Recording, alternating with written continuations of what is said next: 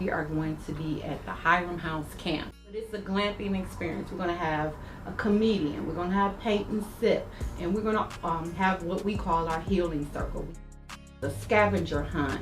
We'll have photo opportunities. Food. Line, we want you to line dancing. It's going to have your cowgirl costume. Have a fireside chat where people might want to express something. In our healing room, you can leave prayers on the wall. We can, intercede and pray for you. And then on Saturday, we're going to have our comedian, the line dance, and that's the laughter, fun part. And then Sunday, we want to send you home with the word. Okay. Once again, you guys do excellent work, and I think it's just benefits the city as a whole, and it benefits us as a culture. We just moving in alignment. We are moving in alignment. We really want people to feel celebrated and loved on, because I think that sometimes that's something that's missing. And it's not about any of us. It's not about us. It's bigger, It's way bigger than us. Grab your friends. Or come by yourself. Just come, hang out, and yes, you will definitely be welcome. From the time you get out of your car to the time you leave. I can believe it. John C. Maxwell, if you ever want to go to another level, he's like this leadership guru. He's this leadership guru, and he has this thing called the 5 levels of leadership. And the very first level of leadership is position. Position. That means people follow you based on the rights that you have. So because of my position, people sometimes they have to do what I say. My coaches, they have to. Oh, if y'all can get this at your age, I promise you'll change the world.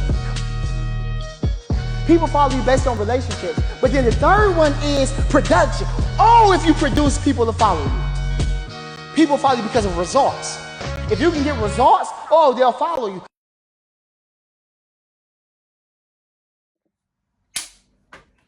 What's going on, y'all? Welcome to the Pull-Up Experience. We have another great edition for you guys. We have the man, the myth, the legend, Mr. Mike Hollins. You know what I'm saying? This is way overdue. Right? Mike Hollins, sing. Yeah. They've been hyping me up all day, so I'm not falling for this. This is way overdue, brother. You know what I'm saying? We got Miss Brittany with us tonight, y'all. And we got the Presidente. We have the president of the Young Professionals of the Urban League. Come on now, Mr. Colin Jackson. No. Come on, man. Good people. That's the clap. Yes. So y'all. So I know we are in for a good one. And listen, bro. I'm gonna give you your flowers, man. Because I have known you for a little bit of time, and like we talk about off camera, man. I've seen the evolution, man. Of where you were and then where you're going. And God, I see the blessing. You know how you see the blessing on people? You can't say about most people. You can't say that about most people, but I can say it for you, brother. So I want to give you a flower. I got you on the podcast today, brother. No, thank you. I appreciate it. And likewise, again, we talked off camera, obviously, but just what you're doing, people see it. And I appreciate that. Stay the course, bro. I'm happy to be here. Yes, sir. Yes, sir. So y'all already know on the Pull-Up Experience, we like to talk about the journey. We talk about they're the beginnings of the journey, Mike. Man. Oh yeah. So we talk about Cleveland, born and raised. Yeah, for sure. So you got the hood represent. What part of Cleveland you represent, bro? Man, so I want to make sure I say this, man. I graduated from Maple, but Maple. Yeah, that's for sure. But first through third, young, live in East Cleveland. Okay, come on, EC. Years, Come on, EC. That's what I'm talking about. So, bro, anybody who know you, football was inculcated in you, right? When did you right? When did it start? Did you pick up football like at one was like this is it right here? Like when did it start, bro? I always say it was like a family business. My brother, my cousins, and be honest with you, they was better than me. I was the worst out of all of them. But when you're the youngest, you learn more. You learn more. My brother, I'll give you this. My brother, he played ball. He played for Glenville A's. That's before they turned to Glenville Rec and Glenville Tigers. Yeah. You talking about Cleveland history now? Yeah. Yeah. My brother was very good. My cousin, he was incredible. He ended up getting killed. My other cousin ended up going into drugs, and then the other one hit the streets. So by me being able to watch them, I was able to kind of pick up what to do, what not to do. But man, I was nasty. I would wear my brother. I put his helmet on, put his mouthpiece in my mouth. Like I mean, I'm talking. Like disgusting. I love it. It's nasty. I mean, but yeah, man, I played football for a long time, and it's funny. My first year out, y'all got me on the episode, so I'm talking. Yeah, no, this is your episode, brother. But when I first tried to play, what's funny is I was too young. My birthday is literally tomorrow, No, come on now. But because of that, I was too young, so they wouldn't let me play. So I tried out, and I was too young. I was like 4 or something. Yeah. So, tell me no, so that was a heartbreak. I came back and got him, believe that. I came back and got him. You're gonna pay for it. Oh, yeah. You're gonna pay for this. I was right. I was a broken heart. So, okay, so starting from 5, high school. Maple is known for football. I don't know if y'all know in Cleveland. There's certain cities in our it's certain places in Cleveland that they're known for football. You know what I'm saying? And Maple is one of them. Okay. Let's talk about your experience at Maple, man. Yeah, no, facts. As it relates to football, my senior year we went 15-0, so I do have a state title. Okay. I like how you put it in there. By far the first black school locally to win the state title, and I mean that. Now. So there's Come on now. Oh, you no taking school. shots at the good. No, No, those my guys. but they not No, they're the first CMSD school to ever win it. Okay, But alright. if you go to like the first predominantly black school around here that won it, we did. Okay. We lost in my junior year, so we talk about the experience. And I went to Gannon Academy a little bit my freshman year. So, I'm from Maple. I keep saying that. But no, like I love Maple. I got tattoos. I'm from Maple. But what's funny about that though? I'll talk about exposure. Watch this. So when Shaq and I went over to Gannon Academy to go there, we went on the football tour. And when you go on the football tour, you visit all of these different colleges and you get exposed. So because of that and the competitive nature, you play and learn football at a high level. You learn at a high level. So then I came back to Maple. Literally, I went over there for a semester. So I played my freshman year at Maple. Went over there the winter and the spring, and then came back the following fall. But you go there, you have a good time. But Maple is home, and because of that, I couldn't wait to get back. And our team, man, it was like you get to play with your friends, you get to run with people you grew up with. Yeah. And it's funny, we went undefeated in middle school. So 7th grade, you go undefeated. We all come together. I was unfortunately ineligible for 8th grade. Like, I was NL for 8th grade football, but we ended up winning it. So it was good. My junior, we lost the state title. I was on the front page of the paper, boo-hooing. Boo-hooing. But the reality is, we needed that. Yeah. We needed that. Wow. I know we talked offline how you need something sometimes will go wrong for you to pick up and go right. So what you were talking about was Michael Jordan, D. Wade, and Kobe Trainer tearing his ACL, and because of that, the mental preparation that he needed to be able to go play at a high level, or to teach people how to play at a high level. I'm sorry. And that just allowed, to be honest with you, by taking that, it helped him catapult his career, and same thing for us. We went right back to training the next week. Lost the state championship December 3rd. Actually, that year was December 2nd, 2009. And literally the following week, we were back training. There you go. There you go. I was on a mission. Believe that. No, listen. Let me hit that one time. And like you said, we saw online. They were talking about a story about. I know it's morbid, but I was watching the eulogy of Kobe Bryant, right? And it was so many people said the same thing about Kobe Bryant. Win or lose, he was back in that gym, like right back like it was day one and whatnot. And I say that because these are the lessons that propelled him to make him the great that we know him today or whatnot. Absolutely. What were some lessons that you learned while you were there that helped you further on in life? Playing ball specifically, or ball? I mean, in life also. Yeah, no, for sure. I mean, when you look at football, and again, like I said, I played football. I played football anyway. I said I played. I'm old. I turn 31 tomorrow. So. Oh, come on now, come on. But no, I mean, just think about that, right? Like when life hits you, you're not gonna win every game. Like we're fortunate to go and win the state title, but that's an outlier situation. Yeah. Right. Let's talk about the year prior. So I think you learn more lessons from your losses. So, meanwhile. Title. Hey, listen. I knew what was going on right up today. I already knew. Hey, come on, right? I already knew, man. I was expecting it, you know. No, I appreciate you, but no. So, like, when you take that into consideration in football, I mean, sometimes you have a good game, sometimes you have a bad game. But what I've learned is the quicker you can bounce back. The position I played cornerback. Over here. No, meanwhile. It's over there now. No, so I played football and I played the position cornerback. So cornerback, for you all who are watching, and listening to this, you guard the wide receiver. So basically, you try to stop the wide receiver from catching the ball. That was the position I played. So with that being noted, the reality is that someone's going to catch the ball on you, right? Just based on pure numbers. Yeah, eventually. Eventually. But they teach us to have a short-term memory, meaning you have to be able to process and bounce back quickly. Because if you don't bounce back quickly, that one catch would turn out into be 5 catches, and then they start throwing a party on you. They start catching and scoring touchdowns. So that's really, good. Man, so stuff like that. I mean, I can think of so many lessons. You look at teamwork, right? Even now, professionally, what I do in football, we call it huddles. Right? You come together for a huddles. Well, that's the same thing as a business meeting. Right? We have a business meeting. You come together. You talk about, strategic planning. You talk about what's the best way to move forward. Right? Y'all hitting close to 250 episodes, and then y'all gonna regroup as a unit, as a crew, and just create a strategic plan. Right.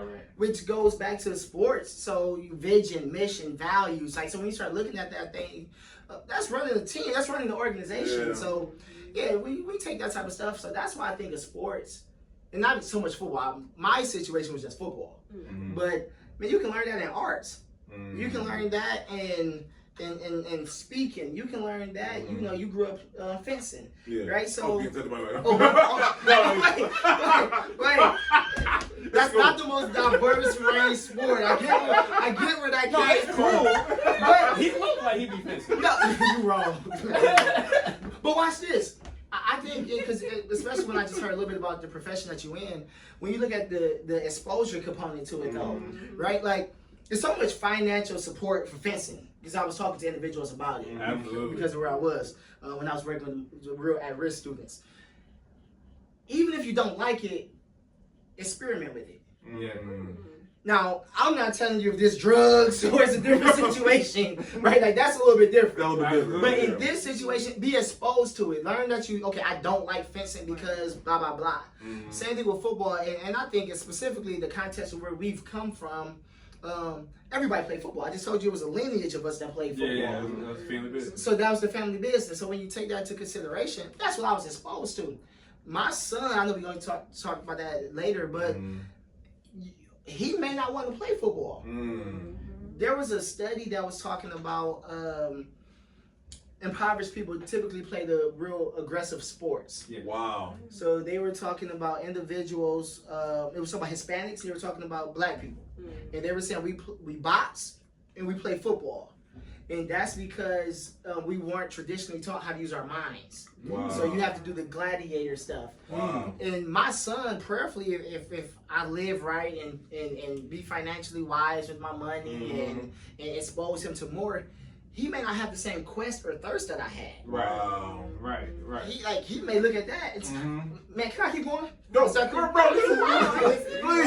I literally didn't watch the movie Concussion because I never wanted to second guess a thing I was gonna do on the football field. Wow. Because you can't do that. That's how you get hurt. The moment you second guess, you're done. Yeah. The moment you second guess is tiptoe. Good night, especially in football. Yeah. So with that being said, I wouldn't watch the movie Concussion. I didn't want to learn about that. But now I look at my beautiful baby boy. Can't imagine. I talked to a coach one day. His son played at a very, very high level. I mean, his son played big time Division I ball. I mean, they used his stuff on TV before NIL was popular. Wow. Name, image, likeness. Because I don't know where people are on here. Name, image, likeness. I was looking the key out here, so she watched. She watched. I don't know what that is. Okay, so now players can get paid off of their image. Basically, that's where it's going at. Now, this dude was the truth. Like, this was before NIL. Like, people on BET was using his stuff. So this high-level, incredible player. And I was talking to his dad one time, and I said, how did you feel about those moments where he didn't have a good game? He said, Mike, every game was a good game when he came up healthy. Yep. Like, so now when I think about my son... if you play football, and basically you might hear some things about me being decent in football, so you may want to play football. Right. But we're not going to put all our eggs in that basket. That's like betting on the lottery. Yeah. That's not a smart investment. That shouldn't be the way out. So that's so good. Hope that's something. No, that's good, bro. And this is what I've seen. Cause like, shout out to Dad, shout out to y'all. I don't know. solid people, but it's something about what you learn in football that I know everyone I know play football. They're like natural born leaders. I don't know what it is that they teach y'all in football, but like y'all just know how y'all know how to take command and y'all know how to lead. I don't know what about football they teaching y'all or whatnot, but you see it. You know what I'm saying? It's like people in the military. Like it's certain It's a gladiator sport, like you said. So there's really no room for indecision. There's no room for not understanding your role. You know, and you get that in other sports, but in football, there's a physical repercussion to not knowing those things. It's not even gonna hurt your score, but you might get hurt. You might get lit up. That's good, Colin. You might get lit up. So. Facts. And to your point, when we say it's a naturally, I do think some people have an innate gift of understanding leadership. I really do believe that. But then also I believe you can develop it. I read a good book one time, and they talked about John C. Maxwell, The 21 Irrefutable Laws of Leadership. Great book. Oh my goodness. And he talks about leadership is developed daily, not in a day. Right? So what you can do from that, right there. Yeah, what you can do from that though, no, be real, like what you can do from that is you can learn it. Like I truly believe I'm a much better leader than I was a player. No title, Steve. Yeah.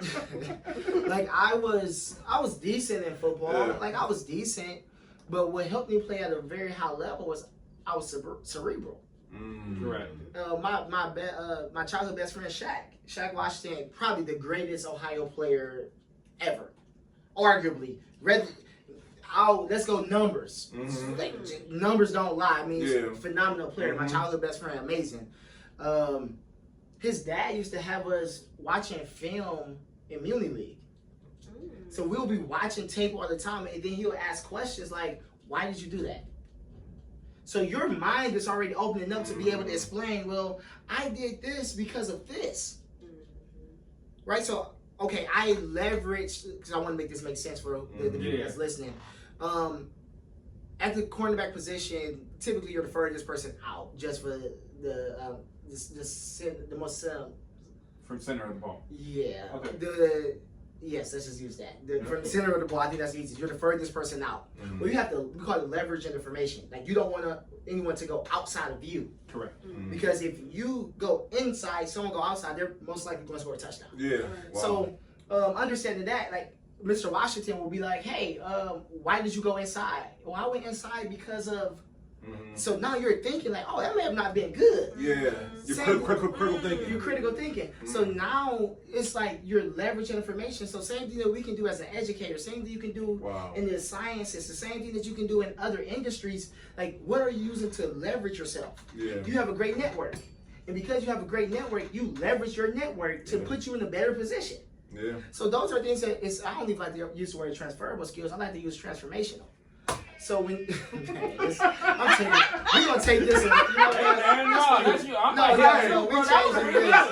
just saying. I'm good for the alliteration. That was nice. That was nice. But so to that, so the point I'm making behind that is though, just being able to see vision, mission, values, buy-in. Being able to get people to buy into something larger to you. Do you know your role? So when you say people are a natural leader, I've played for great leaders.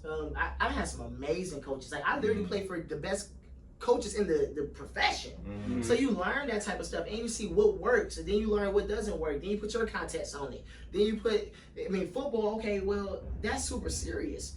You can't be like that in the classroom all the time anyway. So I had to dial back. So it's a lot, bro. Yeah. So I wanted to ask that question because you talk about the cerebral nature of football, which I think is often overlooked. But then you have a interesting education journey. One of your posts actually had your GPA from high school 2.2 to the first institution 1.88, and then you get to your last institution, you a 3.0 student. 3.8. My fault. Get it right. Get it right. Hey, Colin, you tripping, cuz? So my question is, you say about these transformative skills, as you say. Yes, sir. What was the barrier between those clicking in the classroom and now you thinking of an educator? And what you do is you talk to kids who are in those other spaces about taking it to the classroom. For you, what was the biggest barrier and when was the moment where it clicked? Yeah, self-awareness. So not being in, so it's either three things. You're either diving, surviving, or thriving. All right, I'll put it right here. He's killing it with the Yeah, bar. he is. Man, listen, that's what I'm Right saying. tonight. Put it over here, because I'm here. And you can buy it all in the book. Right. there, you know, dreams and burgers. Yeah. Right. Yeah. So, Like okay, you either But I dive- grew up diving Okay. based on traumas. Nadine Burke's wrote a good book titled The Deepest Well. Okay. And in that book, you get her and Kaiser Permanente did a case study on different traumas. So they ask you 10 questions. And out of those 10 questions is, based on this, it's your chances of heart disease. It's your chances of dying early. Yep. Based on certain type of traumas. So, did you grow up with alcoholism in the house? Did you grow up being touched by somebody you shouldn't have been touched by? Were you around people who were in prison? So it gives you out of 10, and then your A score based on that. Again, all of those issues come out of that. Right. Wow. Well, when I did it, I had 8 out of 10. Wow. So when you ask me what was the difference in my 2.2 in high school, my 3.8 as a grad student, I was more aware. So I know, okay, what triggers me. Yeah. I have a sense of self-awareness. Like, I know now, I understand that, okay, if I'm going to study, I can't study in a social setting around people. Clearly, I'm talkative. This ain't work. This is just fun. I'm just talking to Yeah, I can't be in a library with y'all. Like, right? But see, I would go to the library and be honest with you, I would be around a lot of people thinking that I can study in social groups, and I couldn't. So I would be in there 6 hours. We got 20 minutes worth of work done. Right. So I didn't have a sense of awareness. So when you say what did I see? I seen now, okay, Michael, you're social. And because you're social, you need to be in solitude. Wow. Go alone, close the door, no distractions. This how you lock in.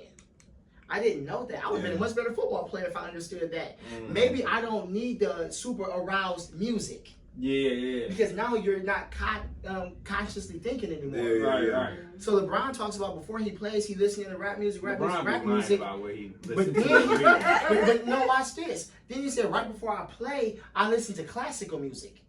Because you don't need that high adrenaline anymore. Michael used to listen to Anita Baker. Yeah, but why did I need adrenaline? Well, I needed adrenaline based on trauma. Because that's what got That you gets going. you up. That's your trauma response almost. Boom. So then you start looking at people even now who are addicted to drugs and Social media. alcohol, and, right? It's a stimulant. It's a dopamine. Even when you start looking at caffeine. Yep. So that's balancing them out. I drink a lot of caffeine, so I understand why. So I can dial back, but you got people who are acting out script that they don't even understand why. Wow. So when I was at the first school, let's go back to high school. You know how I found out my GPA? This was crazy. I found out my high school GPA based on getting ready to graduate from my grad school and college. No.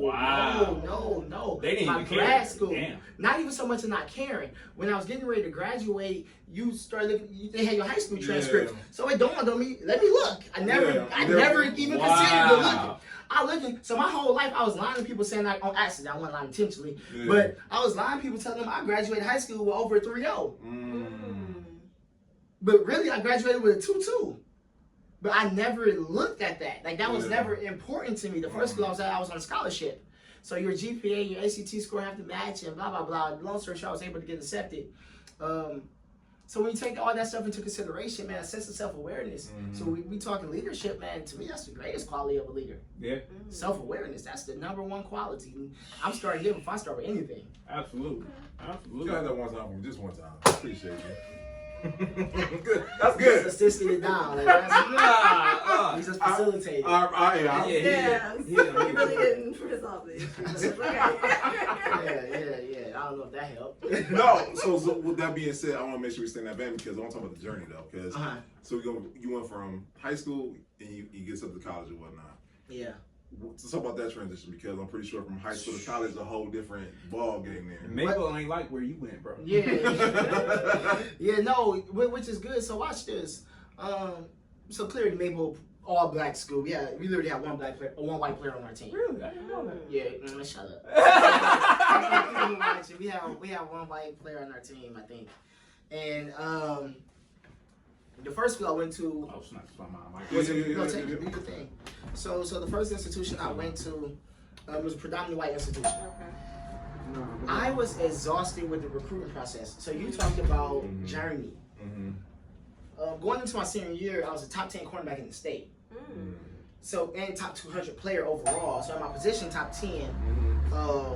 And then overall player, top 200. So, my group of friends, we went on so many different tours. Now that I go on the tour when I was at Gann Academy, I went on another tour going into my senior year. And I won arguably the ESPN Nike camp at Ohio State is the largest camp in the country. And I was able to win defensive back MVP there. Wow. So that's my position. Cornerback falls under defensive back. Yeah. So you become decorated, become recruited highly. So my group of friends, we go on these football tours and USC, UCLA, Cal, like all the previous schools in America. You perform at a high level there. And I a little bit underperformed my senior year because I was endorsing too much stuff. I had better numbers my junior year. But after that, I ended up not getting the Division I scholarship.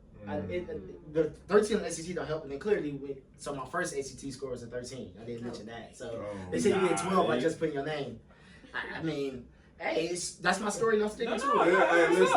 It's real. It's real. Absolutely. So if you're a young student out there, at least set yourself up, leverage yourself so you get opportunity. But to your point though, so don't go Division I. I left for school August 13th. Today's August 13th, right? My birthday is August 14th. Tomorrow, and my dad died August 31st.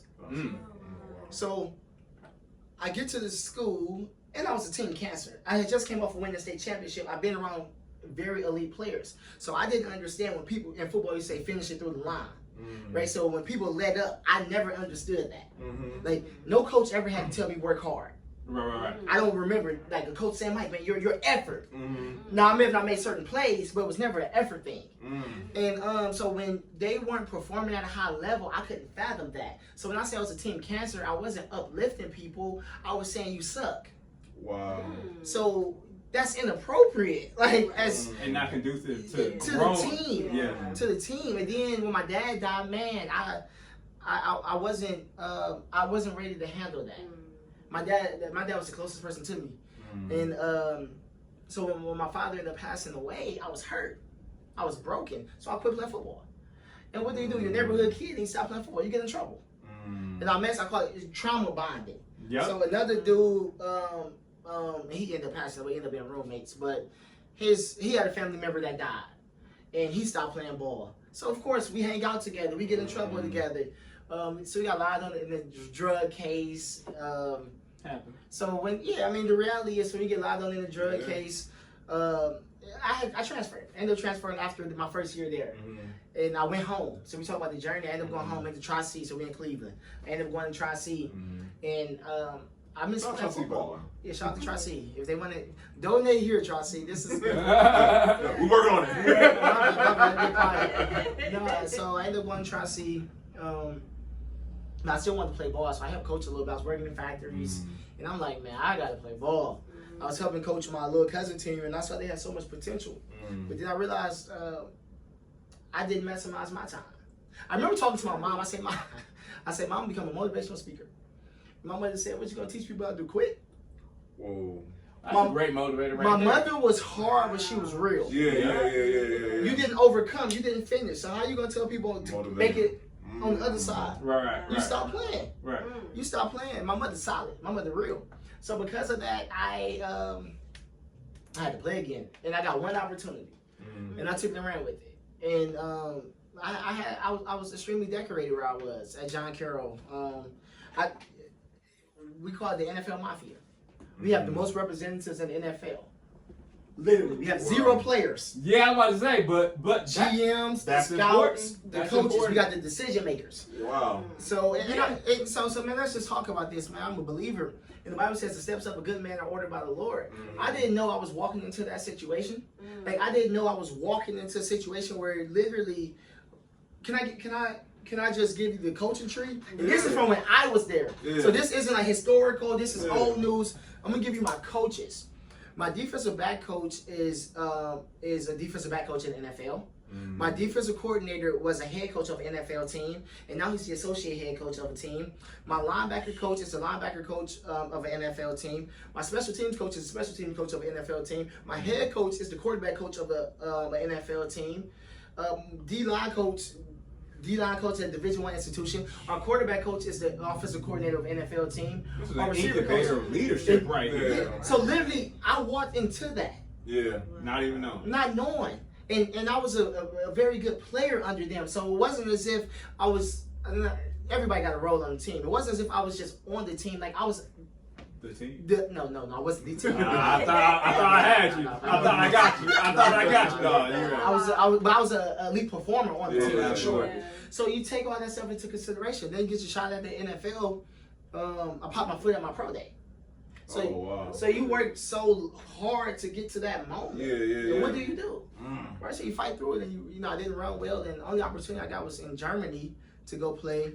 I was making more money in the education field. Right. So he wasn't making no money, and it wasn't worth it. And I knew God was transitioning. Yeah. You know, so that's what Dreams of Purpose was birthed out of. It was birthed out of a transition. Yeah. And oftentimes, people treat you where they meet you. Thank you, Bridget. My fault. You see how it be though? I'm telling you, you be like, Yeah, like no, people treat you where they meet you. So now you see all that, but they don't know the backdrop. And I just stay the course. Like I'm gonna stop there because I intended to keep going, but yeah. No, bro. I listen. Too often, there's a stopping point in people's lives, right? Something happened in life, and you see them stopping. They've stopped in life. I love your story because the obstacles you went through, they could have stopped actual normal everyday person, but you didn't stop. You still prevailed despite it all. You know what I'm saying? And I love how you said transformative skills. Yeah. I think that's a great line right there because like, we don't realize it. Like I said, be self-aware. You realize it later on down the road, but in the moment you don't. A lot of times. Facts. So no. Well, watch this. Inky Johnson says, and shout out to Inky Johnson, Johnson. man. He just killed something at Tennessee. That's where he went to school. They just killed the presentation there. But he said, oftentimes we put periods where God is putting a comma. Yeah, those are facts. And so when you were just talking about people stopping, how do we know that wasn't our comma stage? Ooh, right. And because of that, we were supposed to have a B clause to the story. And we clearly stopped. So when I see so many young people, it breaks my heart. You also saw the call I was about to hop on, or when the person called me, I just want to tell the young man, keep going. And then obviously I want to share who he is. I don't know if he see this. Hopefully he see this. So you understand. Right. But even if you don't go play professional ball, you can be a professional. Correct. Keep going. Keep going. It really don't matter which way this is going. It really not. It's gonna be lit one way or another. Crossover dribble, but step that fake nonsense. But like going back to your point, the transformational skills. It's what can I take from that? I tell people all the time. The only time I feel as if the sport of football pimped a lot of people I know. Wow. Yeah. They didn't. Once football ended, it's almost as if their life ended. Give me that. Give me that. I got one more. He's gonna do 3. I bet this next bar gonna be a bar. Watch.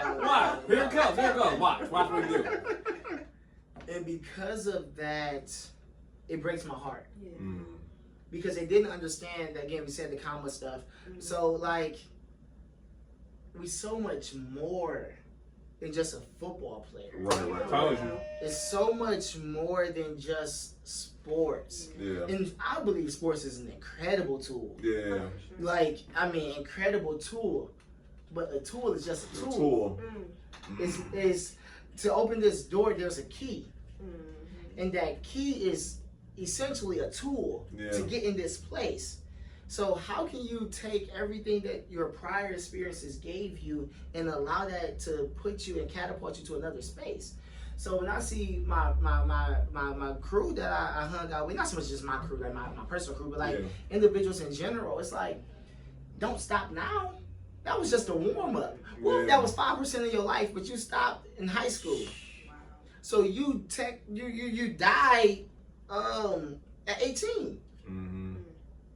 You died at 18. So that's the stuff that breaks my heart, keeps me humble, but also keeps me hungry.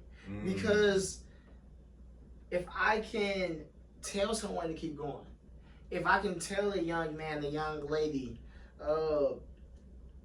even in my job now, people come to me, they tell me a lot of stuff. I think my ears are always open. Yeah. Because people always tell me so much stuff. And it's a lot of it was in leadership. So when they tell me stuff about areas where they're struggling in leadership or things to grow, this literally today, young man came to me because he's trying to develop the right culture for his team. And I'm like, it's not easy. It's not easy because what you see, that's one of the hard things about leadership, because you see something and where it can go, but you also gotta look at where you are. And that can sometimes generate anxiety. Because you know what it could be, but you gotta generate buy-in where you are to get there. Then you got some people who live so far advanced that they miss out what they have. And then you got some people who are so stagnant, or stagnant might not be the word here. They see where they are, they maximize where they are, but they don't see what they can become. I'm doing some leadership development with some coordinators coming up, and the end all be all shouldn't be that position. The end all be, and there's nothing wrong with that position. I started in that position, and it blessed me. It blessed me. But let's not get so caught up in the position, but what skills you should learn. Because we oftentimes get so caught up, if I can just have this title, if I can have this title, it's like, no, what skills do you need to learn so that the title will evolve into what it's supposed to be? Because titles are going to continue to change. Positions are going to continue to change. If you ever want to make somebody happy, just give them a position. You don't even have to give them so much of a role. Like, they don't even have to have a real assignment. We get fixated so much on position that it's like you arrived and you really didn't get anything. You got more responsibility. And if you put chief in front of it, you really got him. And all you gotta do is call him a C-suite person now. Oh man. Like, legitimately. So I work with individuals in C-suites. I have my certification as executive coach, so I work with leaders all the time. This is my world. And a title. We chase money. We chase titles and money. So you got sometimes people who get out of alignment based on a title and based on money. I just had some positions that was offered to me recently, making more money, but the more money come at a cost. So if I give you, and we're just gonna throw hypothetical figures out here, if I pay you a $200,000 salary, and again, that was nowhere near what it was. So I just want to make. Man, Mike was trying to turn down that. Like, no. I still drive an old car. But the point I'm making behind that is, I want $200,000 worth of access to you. So we gonna maximize that. Yeah, I would. If I'm going to give you a lot, I need that much access. So you have to ask what's important to you. What are your priorities? And most people don't know what their priorities are. An elder at my formative church said, if everything is important, then nothing is. I know you said that. Elder Stacy. Shout out Elder Stacy, man. So much game. Elder Stacy cold. Oh yeah, come on, man. So when you take that into consideration, it's like, how are you prioritized? I actually read the book he ended up getting that from. I can't remember what book it was. But that's what's so great about reading. He was so much further advanced than me that I didn't know that came from a book. My old defensive coordinator, who was the head coach, said you'll be the same person in 5 years except the books you read and the people you meet. Now, you know what's so cool about that? I ended up reading the book he read that in. And I ended up reading like 5 years later. And I'm like, he was 5 years ahead of me. Like, okay. But based on his information. So, information changes situations. But you know what's so dope about it? We just said, like, those lines, me and you were here, and we were like, oh, that's fire right there. Not knowing, but they knew that it'd be impactful to us, not knowing where we were at. They had the foresight to say, okay, I know y'all know about this, but it's going to impact y'all. So, hey, here y'all go with this information right there or whatnot. That's dope, man. And I got a question for you. Please. Because, so so for football, and then also about the transition, because when you said, I want to be an author, I want to be a motivational speaker, I want to go back to school, what did that look like? Because being, like you said, being self-aware, but actually going about it is two different things. Yeah, I just read a statistic today about, it was like Harvard Business Journal that said 10 to 15% of people are actually self-aware. So more people think they're more self-aware than they really are. And I'm talking about self-awareness now. Looking back. So it's easier to say something about self-awareness now, more that I'm studying and more that I'm having a better understanding. I wasn't in that place then. So again, kind of go back to the people treat you ready to meet you stuff. It's like now I can see it hindsight, but in that season it was hard. So let's backtrack. You specifically talk about speaking. I had a lot of passion, very little principles. So I can, like I was able to motivate you, but I couldn't give you any methods. Title, Steve. And I can get you a lot of like emotion, but there was no efficiency. Wow. Because I didn't have anything. I didn't have any substance. I just had a story of my traumatic life. But that's all I had. And I used what I had. Ooh, that's so good. And just you saying that, when you said, I'm like, I know that person. Yeah. They have passion, Yeah. but the principle's not there or whatnot. Yeah. So you feel good, but you Yeah. don't have anything you can take away from that moment. Bro, that's the other component of it. The other component isn't just getting somebody happy. It's like, that's cool. And like, there's nothing wrong with that. Yeah. But the reality is, like, it's training that people need. Yeah. Well, that's the difference between a hype up and the huddle and a pregame strategy. Yeah. You know, it's given the methodology. But what I really love about your story, man, is that, you know, people always talk about you wear the scars of your past, but I feel like you walk with them. I feel like you carry them. Hey, that's my personal. Hey, I'm in now. I feel like you carry them with you, and you take it to the C-suites, just like you take it to the communities and the places you come from. So I want to know, man, you got all this, you know, talent, all this energy, all this strength. Why is it important to you to take that back to the communities and the places that you've been? Because you went back to Maple, you went back to John Carroll. A lot of people be like, man, I'm about to get on this gram, I'm about to do a book deal, I'm about to travel the country. Why is it important to you to go back to those places and invest, you know, what you've learned through your scars? No, for sure. I'm still trying to do a book deal and travel. You can do both. Some folks would just trip Wait them a off. second. Don't mess this up for me. No, you got it. You got It's it. just as much as an infomercial as it is. Hey, look. Hey, listen, get You Dreams can- Department. right here. Make Go- sure- no. Bring me out. I want to come talk. Yeah. No. I think that's like who you are as a person. My mom said the same people you step over, the same people you trip over on your way down. Oh my God. So like, for me, I try to have a real heart posture of humility. I'm reading a book right now on humility because it's easy to say, man, I'm so humbled and thank you for this opportunity. And because of this opportunity, man, I wouldn't be here without blah, blah, blah, blah, blah. I used to know to say that was trained behavior. I didn't really always believe that in my heart. There you go.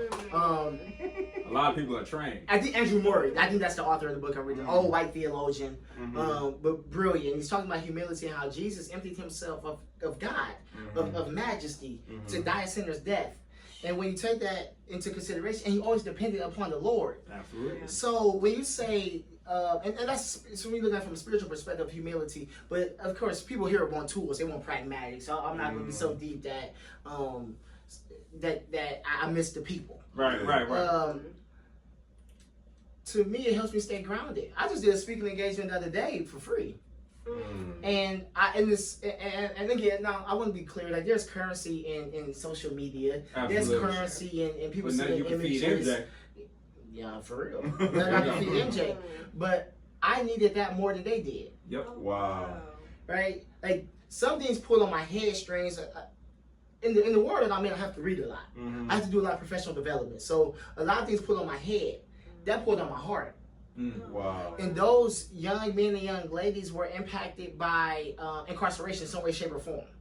Some way, shape, or form, those young men or women were impacted by incarceration. So I wanted to give them everything, because if I was going to prepare, when I did my TED Talk, I went all in for that. I studied hours for that. So why would I go cheat them? Come on, man. So I wouldn't feel right doing that. I'm doing the speaking engagement literally tomorrow on my birthday. And to be honest with you, it's a sign out here to say value. I'm not getting paid anywhere near my value. Like, anywhere near my value. Do it help that I'm getting paid? Yes. Like, yes. Like, I'm thankful. Like, I'm truly thankful. People don't know. I can almost argue I don't know anybody that served and spoke more for free than me, when I was already doing well in the sense of speaking. Yeah. Like, I was speaking community centers in the projects, just jumping out the car, going to talk to young men, young ladies. If you at the bus stop, there's been so many times I've been in suits, sitting down on the ground with individuals that were homeless, humbling myself to ask me to learn from them. Right? So even the speaking engagement I'm doing tomorrow, I am getting paid, so it's a blessing of that. But the reality is, like, I'm not getting paid anywhere near. But I'm talking to the educators who's going to be educating the youth. Wow. So am I going to say, well, just because I'm not getting paid, how much I believe I'm worth, I'm not going to. If everything you do is about money, I'm questioning your heart. Like, does money have to be attached to every single thing you do? Now, I'm not going to sit up and tell somebody don't get paid their value. Right. Like, I'm not going to tell somebody your whole life should be around giving. Right. But what I am going to say is that all this work? Like, is that all it's about? You know, that P&L statement, that profit and loss statement, there's no section in there for purpose. And I feel like that one time for yourself, son. and I feel like, you know, that's why the accounting system of assets, liability, the equity doesn't work out when you walk with purpose, because there's no place to put that. Yeah. And your purpose is going to lead you to your job, which is not your occupation. Because you got the same job at two different occupations. If your job is I want to feed into people, you can do that as a nurse. You can do that as a mailman, but your occupation will change, but your job never will. Yeah. And that's really important for people to understand, because like you said, they chase money and titles. Yeah. But you gotta chase purpose. Yeah. Can I add just No. I mean, you the author. Get it on. You threw it out there. So watch this.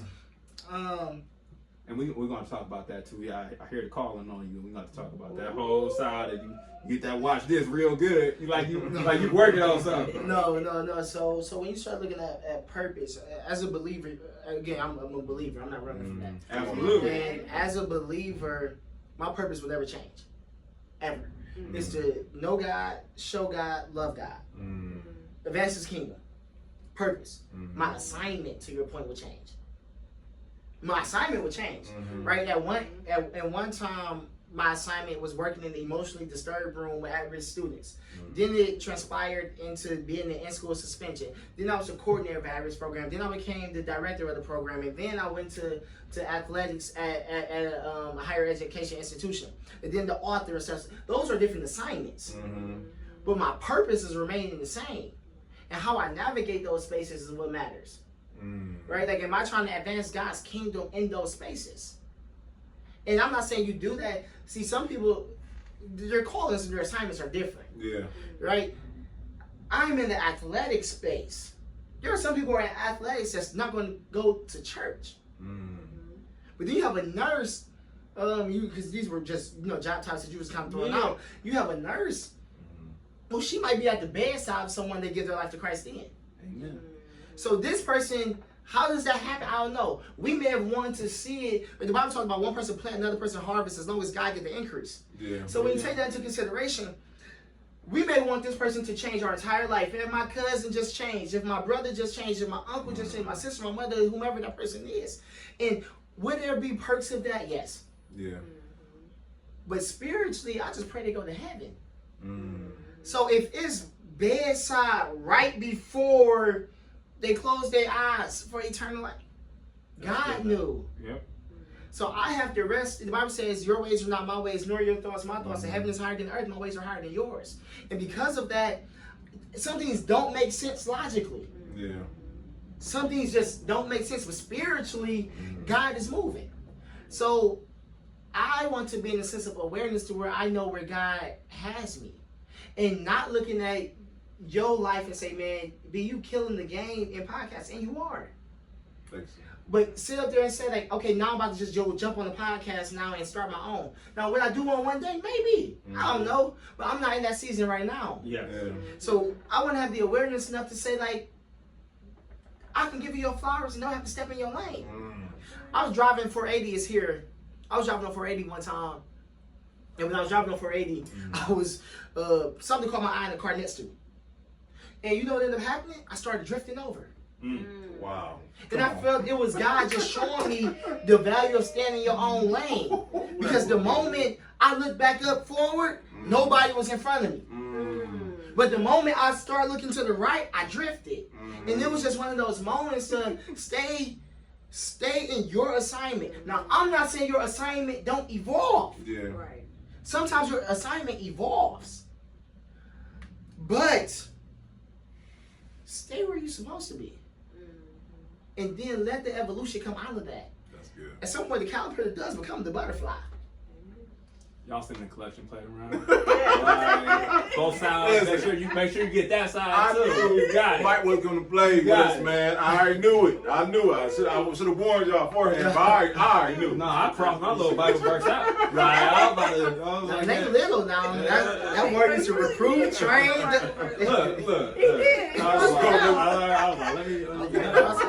So let me ask you this. Okay, so I want to let's talk about when you decided I want to put all this knowledge, this experience into a book, because a lot of people in this day and age, everybody wants to create a book, right? But they do it for all the wrong reasons, right? You said I want to create a book that's going to serve a purpose, going to help with that assignment. Let's talk about the creative process that went into that, because doing it and saying it is two different things. Yeah, it was hard.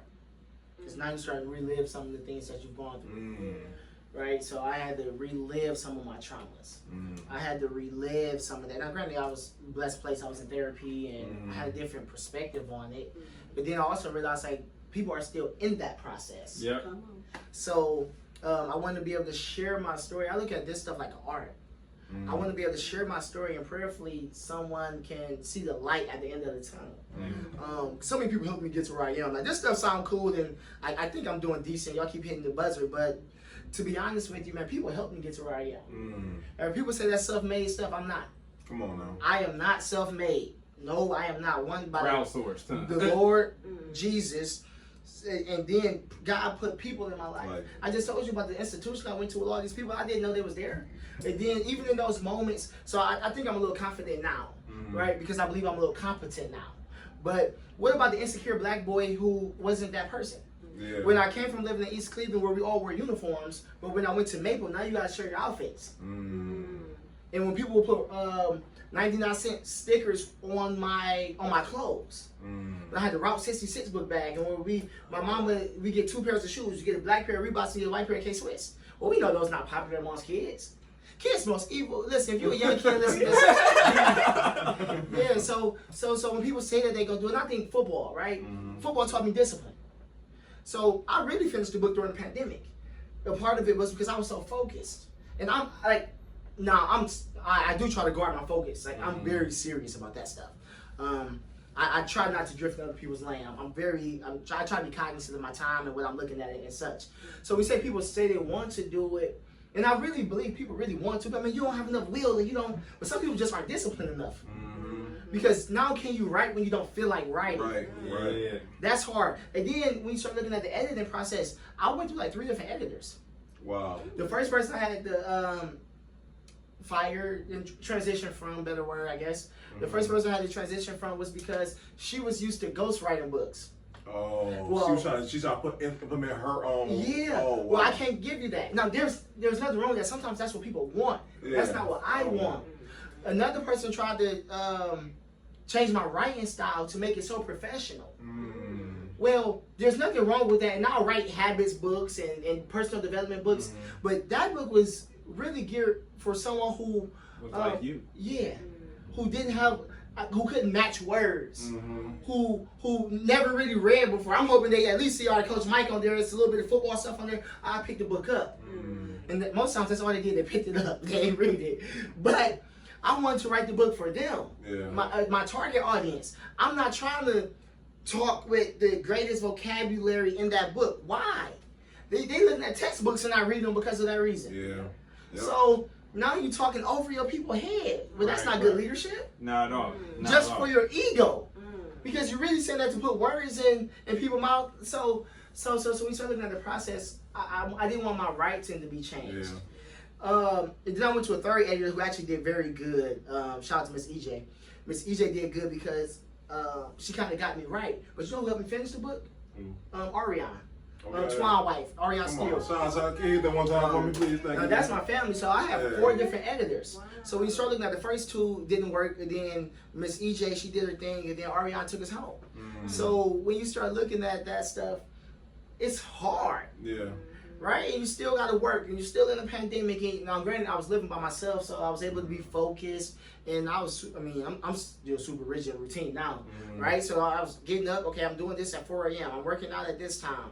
I'm eating this. I'm working. Now, I probably shouldn't have been out during this pandemic, but if I didn't go stir crazy, I was running outside. I'll be running outside. So, like, even those habits, like, people see me now, and, like, I'll be running. I'll be running outside. Man, I was doing that years and years ago. And now even talking about just in the pandemic, I was doing that years ago. So when you see the Michael Jordan stories in the middle of the night, I remember I used to be right hop the gate because the gates would be closed for football. And I hop the gate, running the gate crying. Or running the track crying. Because of my life and so much trauma. But I was so dedicated. God transitioned me. It wasn't ability. It wasn't my purpose to play football. It wasn't my assignment to continue to play football. But it wasn't off of an ability thing. It wasn't off of a dedication thing. I have no regrets with football. Inky Johnson always talks about emptying the bucket. I emptied the bucket. I call it squeezing the lemon. I squeezed every drip out of it. Every drip out of it. I made lemon pie with lemonade, lemon cookies, lemon. I squeezed every drip. I didn't have any more to give to the game of football. So I can walk away saying, I did what although I didn't play the NFL. So we start looking at that type of stuff. When you look at the journey, man, to me the journey is what make you. Kind of my company built off of that, literally. Endurance Training Academy, right? ETA. And the whole idea of ETA is to help leaders in their sphere of mastery. That's the mission and statement of it. But to be honest with you, it's to make you have to endure over time. If you want to do something elite, if you want to be, and I don't even want to call it mediocre, because I'm trying to be more careful with my words. Everyone don't have the same aspirations. Some people just want to be ordinary. Some people want to be extraordinary. Yeah, but I don't even want to knock. Now I'm starting to get to a place in space where I don't even want to knock the person that want to get theirs and get out the way. I used to look down upon that person. I used to genuinely look down upon that person and be like, you don't want to be a millionaire. You don't want to get up early and get out. Like, that's not everybody's assignment. Never assignment, facts. No. Yeah, so Fab said, if everybody a boss, who really working? Hey. And if you are the boss, that's just positional leadership. You're probably working the hardest. Right, especially in my world, like now, granted, you want to delegate the 80-20 rule, right? What's the high priority things that you can? That's a lot of leadership stuff that I can give you. Yeah. I heard it when you started. I'm like, you might get into it. Yeah, I'm gonna stop. Nah, you good. So I don't know where we at on time, but I couldn't let you. I'm kicking it. Yeah. So you want to kick me out? I know they, not we. Come on now. This ain't my seat. I know they got their standard questions, but just doing the research on you and really, not only get into what you do, but who you are. Your devotion to faith is real, but also your devotion to your family, and particularly your wife, man. Like, I have a lot of friends that I notice they kind of level up with that right one around them. And for you, what you do, you have a digital creator in your house. So I know she got to be helping you get some of this content off. So he studied. Hey, listen.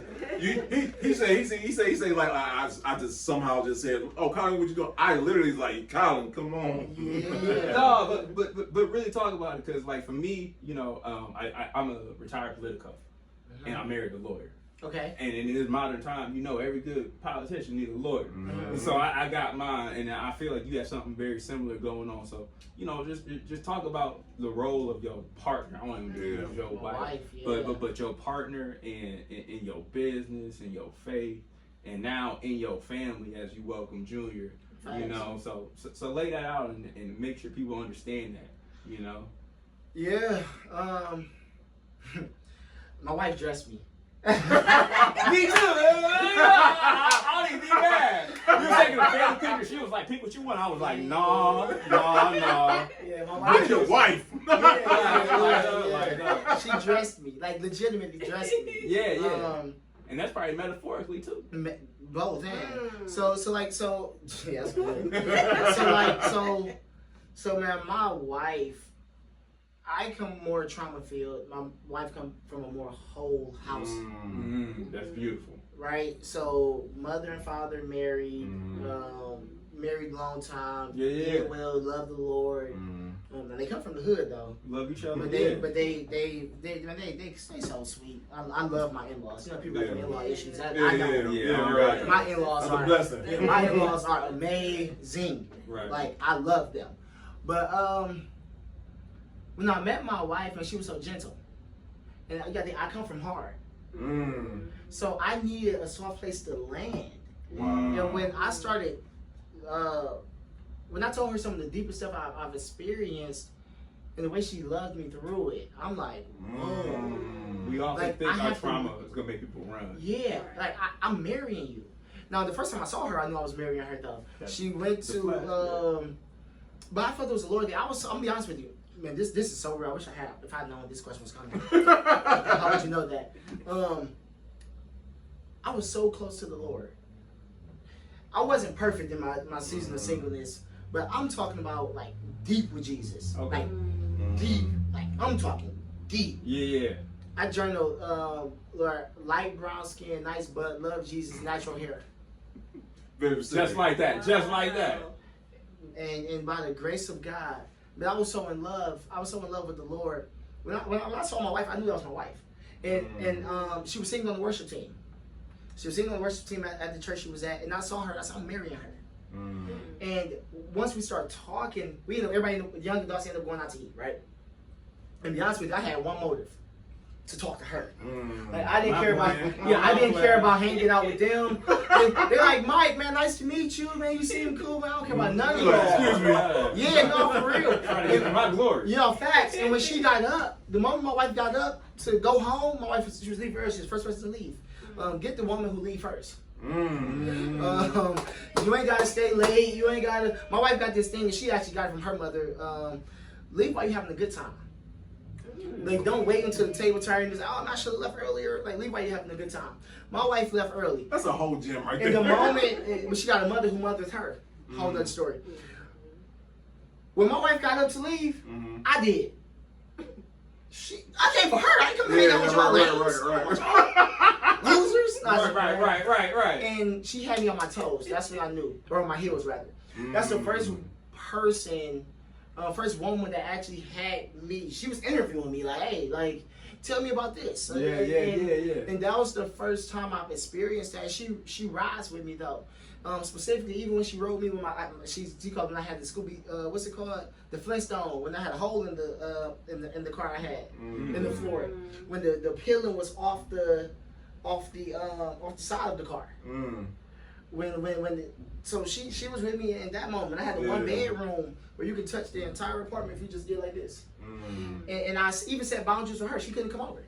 I'm not saying even now I love Jesus more than I love my wife, but You gotta set those boundaries. yeah, I wouldn't let her come in. The one time we struggled with lust, we struggle with lust all the time. Oh yeah. But the one time we really struggled with lust was when I let my boundary down. Normally, if she was to come over, my wife really only came over to my apartment twice.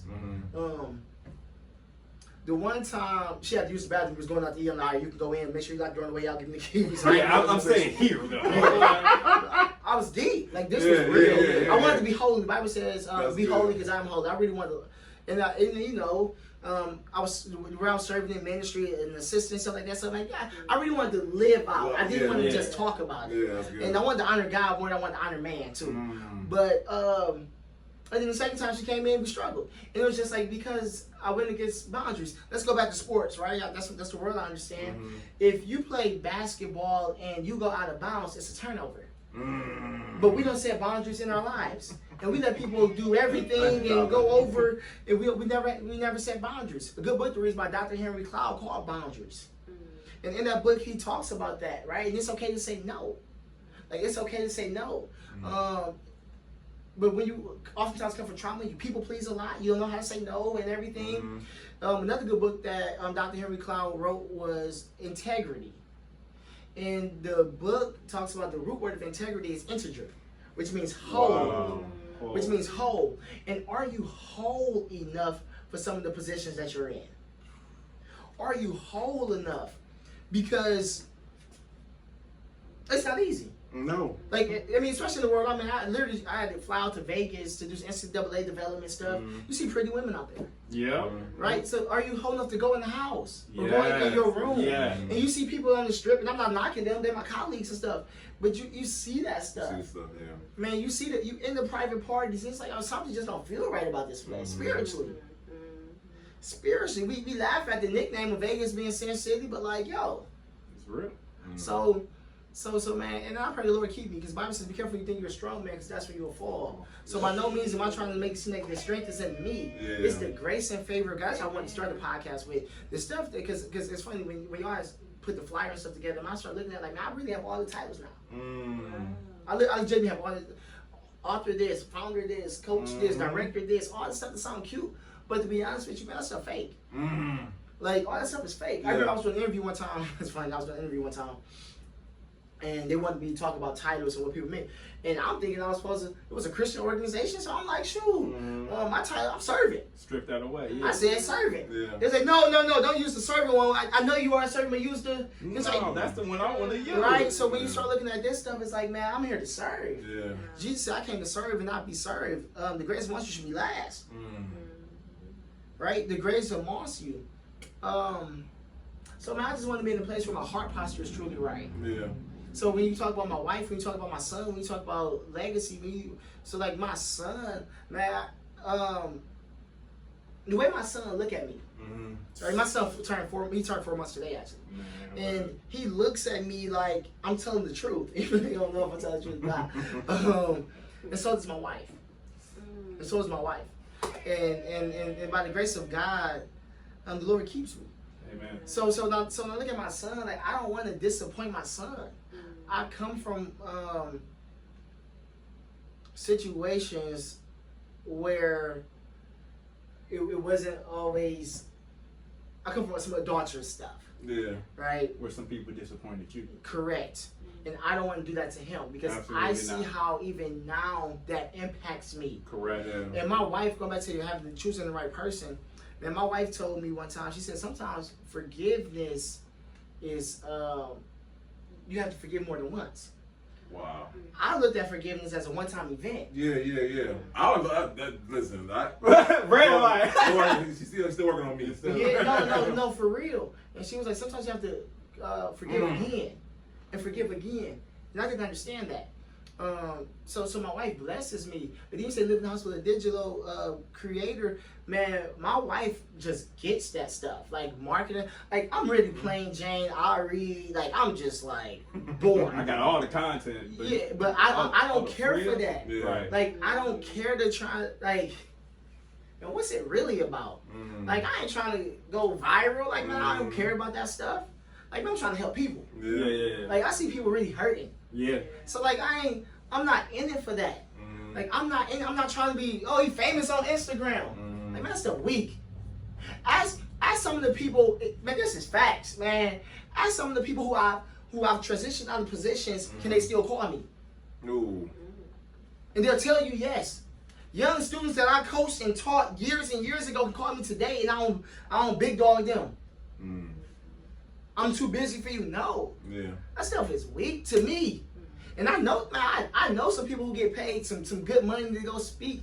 And I'm like, man, you weak. And I'm not hating on your speech. Your speech might be good, but I'm like, man, that ain't impacting nobody. And I'm not knocking people who can just give principles and stuff like that, but about your heart. Yeah. So, man, that stuff cool, though. Like, and we live in such a social media affirmation and affirmed by that stuff. And it's like, man, you got people who, if you told them to go talk to somebody, they wouldn't do it. Wow. You got followers on Instagram, but nobody will follow you in real life. True. You know what? And I think it's Pastor Verse to the best, and that changed my whole outlook on how leadership should go going forward. You know what I'm saying? Like I said, we know people who people follow on Instagram, but who really is following the mission that you're putting forth out here in the world and whatnot, man. And you're right, it's all the difference, though. Yeah. Because you get dopamine from social media, and you can make up for social media. Like you can get ready, and I'm not against people looking good. I'm not against that stuff. But our life be filtered. Ain't in a frame, at least on social media. It's all in that. It's all in that little frame. You don't know what's happening on this side of the frame or that side of the frame. They can clean their life up just for this 30 seconds, and you think, oh, I want to be like this person, but the reality of it is you don't even know that person. No, and you compare your real life to an image that you could actually never become.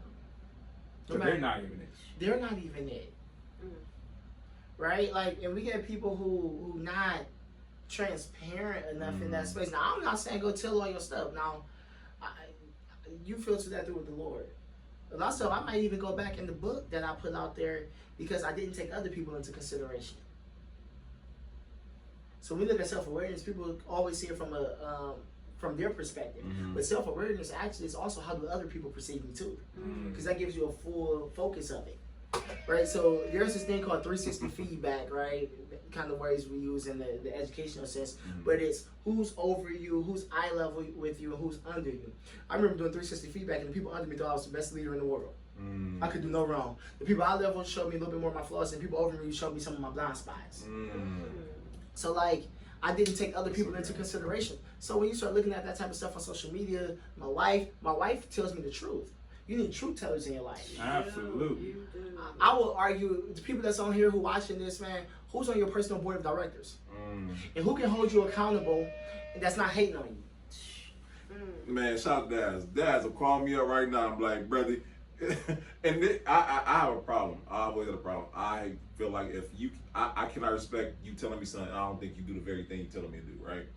Daz Patterson, shout out to you, brother, because that brother will call me right now like, man, this, that, and that. I'm like, yeah, you right. You know what I'm saying? Because you need that though, as a man and a person though. Yeah, man, you need the person that you can go get free to. That's facts. Right? Like I just told somebody, and everything have to be like the official board of directors who's on it. But I just told somebody recently some stuff that I've never shared with somebody. And I really believe, I felt as if I went to another level spiritually behind that. Like I just feel like that was something that the Lord was like, I need you to release this. Unburden yourself. I need you to unburden it. You know, there's a story where people say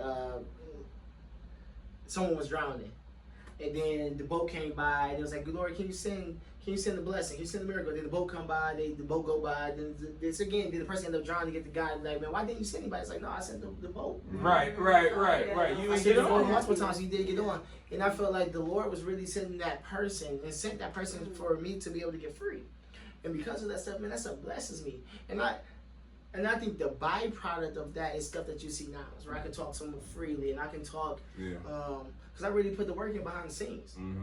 Not perfect, not by no means. I don't want anybody to like, man, I'm the standard or I'm this. Like, no. But I really try to put the work in. Yeah. Like my wife really, and her and I really have hard conversations. Yeah. And we really go to people that can help us.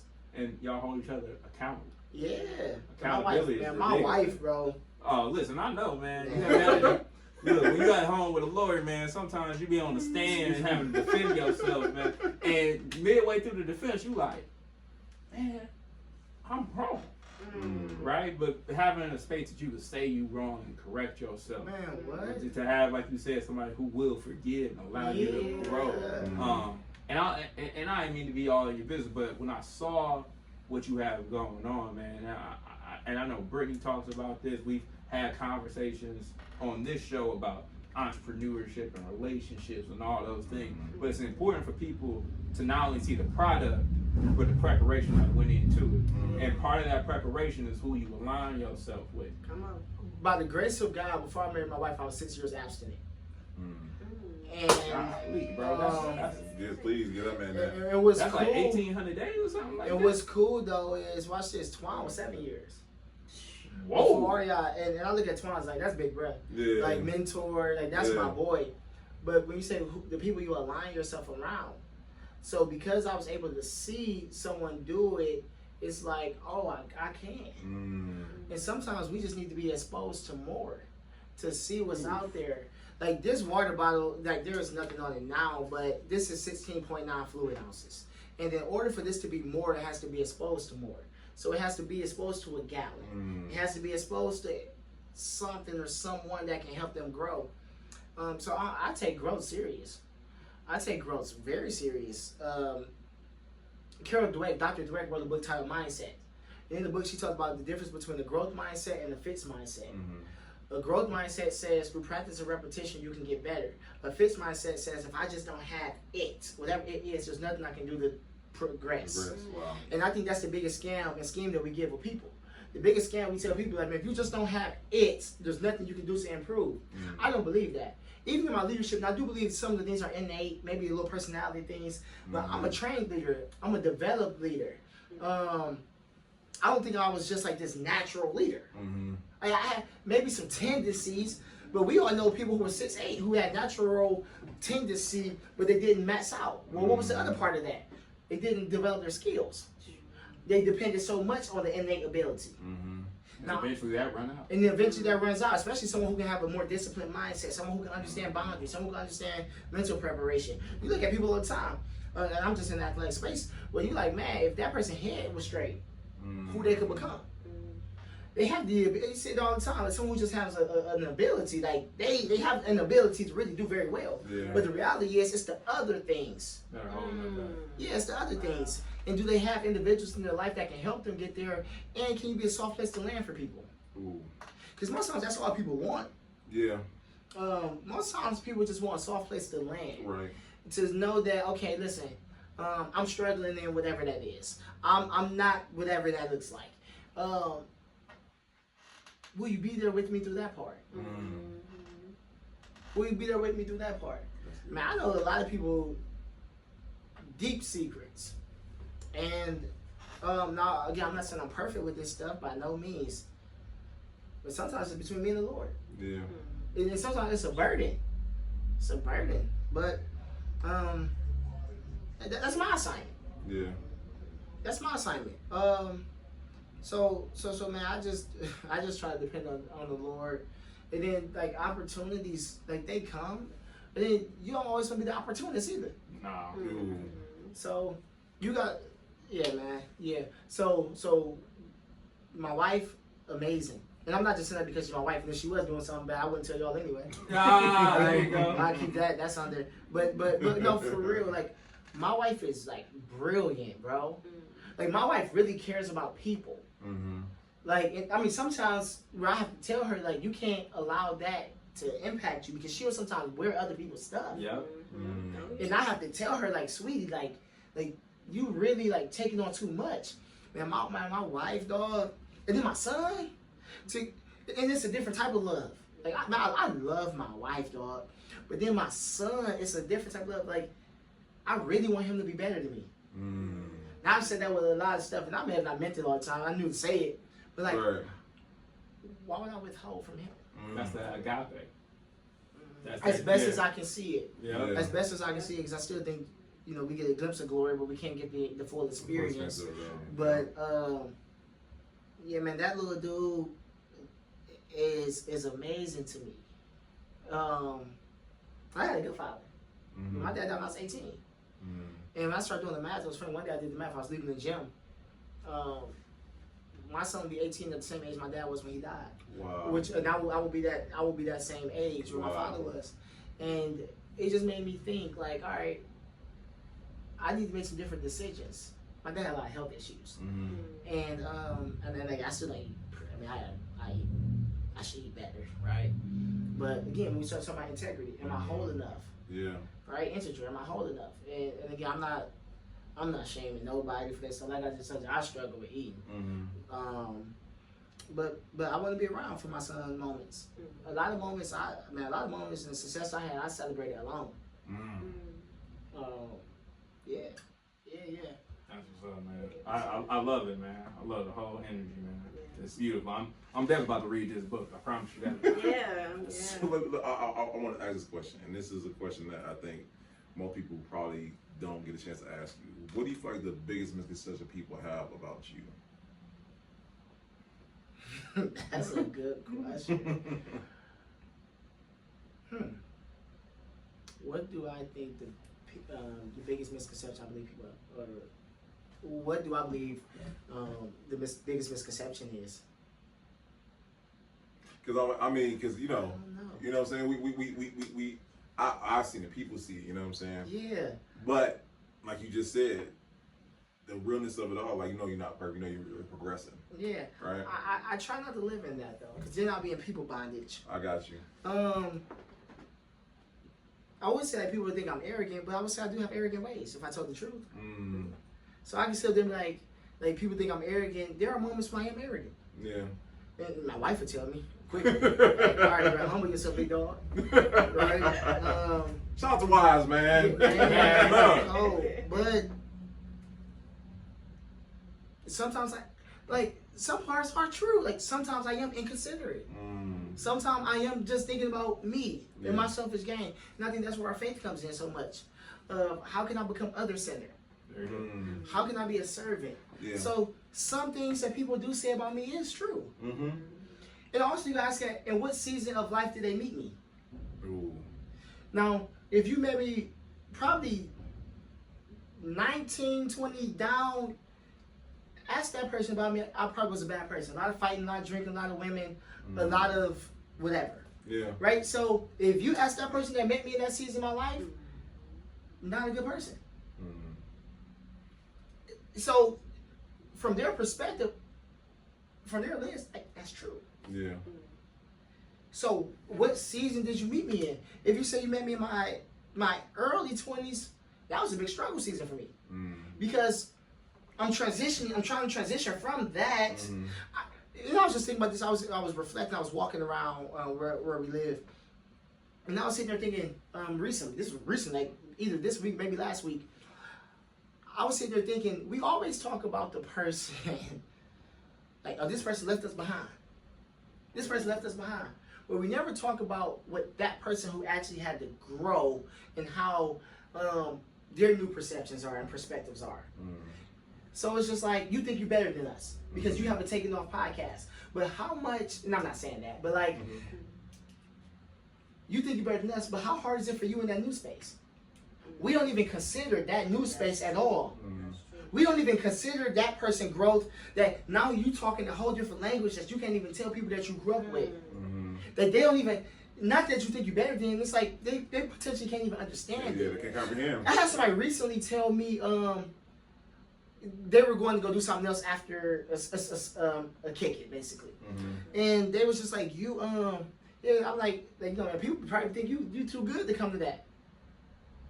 Like, on one end of that, I can understand why someone would say that. But on the other end of that, why would I go? Like, what's the added value? I know my struggles. Yeah. Why go play in the park of where it is? I'm going to double down on you. If you don't think I should be there, why should I be there? Why should I? If your valuation of this is that, and you're not me, you don't hold me at the same value that I hold myself. So I'm gonna listen to you a little bit and be like, you know what? I was about to roll with you, but now thinking about it, I don't really need to go to the crib and just open an EC, even though I want to go kick it. I like poop, but I don't really think I should go kick it there. It might not be the scene for me. It may be, but like even like going back to perspective. So I was sitting there thinking to myself, like, it wasn't so much that I didn't want to hang out with individuals I grew up with. I couldn't handle hanging out with them. Wow. So it's not the fact that I don't want to.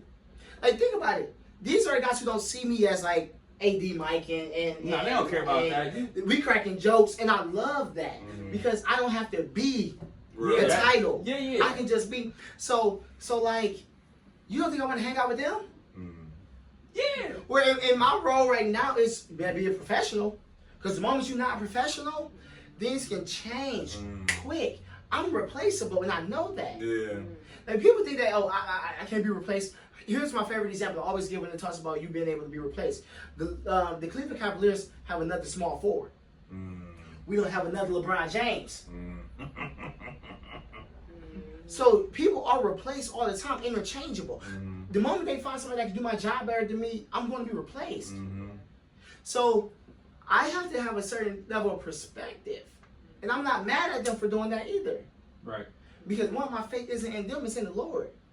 But then two, a part of that is you outgrow.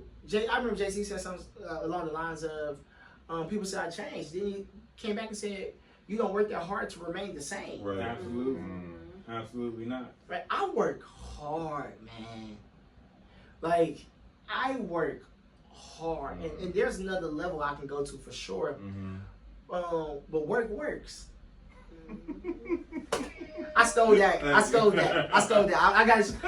got that from NFL executive that I was with recently. Work. I was with this NFL executive recently. This was so crazy. You ain't really working how you think you're working. Until you be around a high performer and be like, okay, there's another level to work. it. That's like, what work look like. Dog. Because I don't want to play the name dropping game. The only person higher than him in his organization is the owner. He's that guy. And I'm sitting down with this man. And this is why, man, stay humble. Stay humble. Because it's so cold. He sat with me for over an hour and a half. And what makes it so crazy, I mean, he didn't probably sit in rooms with many billionaires, right? I don't know a team billionaire for sure. And I had to tell him I had to leave. Like, he didn't rush me out. And he said work works. And he was telling me about how much he reads during season. And how he get at least 2 books in a month during season. And how he don't finish his day until 11 and he's up. Dog. Work works. Work. Now that's based on his career path and his field.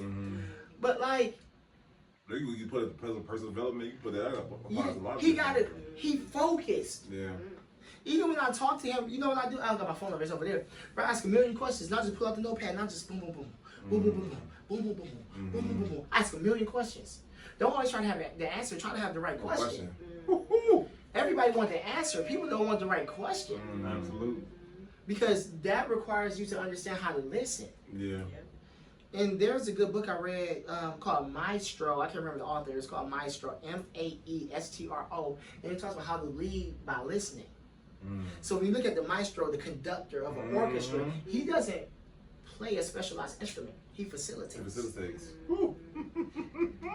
a whole bar. He facilitates, right? To the specialist. That's a leadership thing right there. A lot of times people want to be the guy, but we don't want to be the facilitator. If you give people the right vision, the assignment, this is your task, and can lead well, they'll buy in. Facilitate. And a facilitator got to be in 3 different places at once. That's what the book talks about. Here's what I mean. Come on, Mike, man. You got to be where the individuals were. Y'all asked me about my past. Then you asked me where I am. And then you asked, what's next? You are. Come on now. Right? So you got to be in 3 different places at once. That's why I say y'all got the hard job because I'm used to being kind of in the facilitator piece. I can understand it a little bit so we can have a sense of resonance, synergy. Yes, better word, synergy. But it's okay. How can I listen well to what he said? But I have to think about what's my next question because you don't want any odd places. But then I have to think about where they're going with it. Exactly, bro. But then some people, can they flow with you? Okay, I don't need to have a million questions. Some people say, oh, it's a little bit awkward with the person, so I have to ask a little bit more questions. Because you already see Mike already see it now. No, That's real. Because what's unique about that is some people are an expert at their industry. So if they are a surgeon, they're an expert at being a surgeon. I'm a communicator. So communication looks different for me. Now, if I was a surgeon trying to communicate, that would be tough. It may be. Now, you have some people who can have a range of skills. LeBron James is an incredible basketball player, but he can also communicate. So, and that's a great book to read as well. It's a book called Range by David Epstein. And it talks about why generalists thrive in the specialized world. Absolutely. Generalists thrive in the specialized world. Yeah. That's a bar. Yeah, all that. So okay, Mike, we talk like you said, we talk about the past, all the present. Let's talk about what does the future hold for you, brother. What is next? What can we expect next step for you, Mike, man? I don't know, and I'm enjoying that. Hit that one time for me, please. Now that I don't think we 240 times. I don't think anyone has ever said that. Yeah. I struggle with living in the moment. Like that is legitimately a struggle of mine. My wife told me something so good recently. My wife, I'm telling you, she's a smart one. My wife is definitely a smart one. I'm telling you. But she hit me with the, you don't do well at living in the moment. I had just finished getting my master's degree. And I'm right away, I'm like, all right, well, do I go get the doctorate? And then she was like, well, you didn't maximize the master's. And then she was just like, and then in my mind, I'm like, all right, well, if the doctorate gonna be this, okay, maybe if I get this, go get this finance degree then. I'm like, okay, then it was just like, oh, wait a second. Like digress. Slow down. You shouldn't always be chase. They always talk about when you set a lofty goal, that you're supposed to give yourself time to come back down so you can get to another level of baseline. So that's why you see off seasons, right? Like when you get people who's always in grind. I'm not saying you're not supposed to work hard, but the elite people I do know, to be honest with you, they also rest.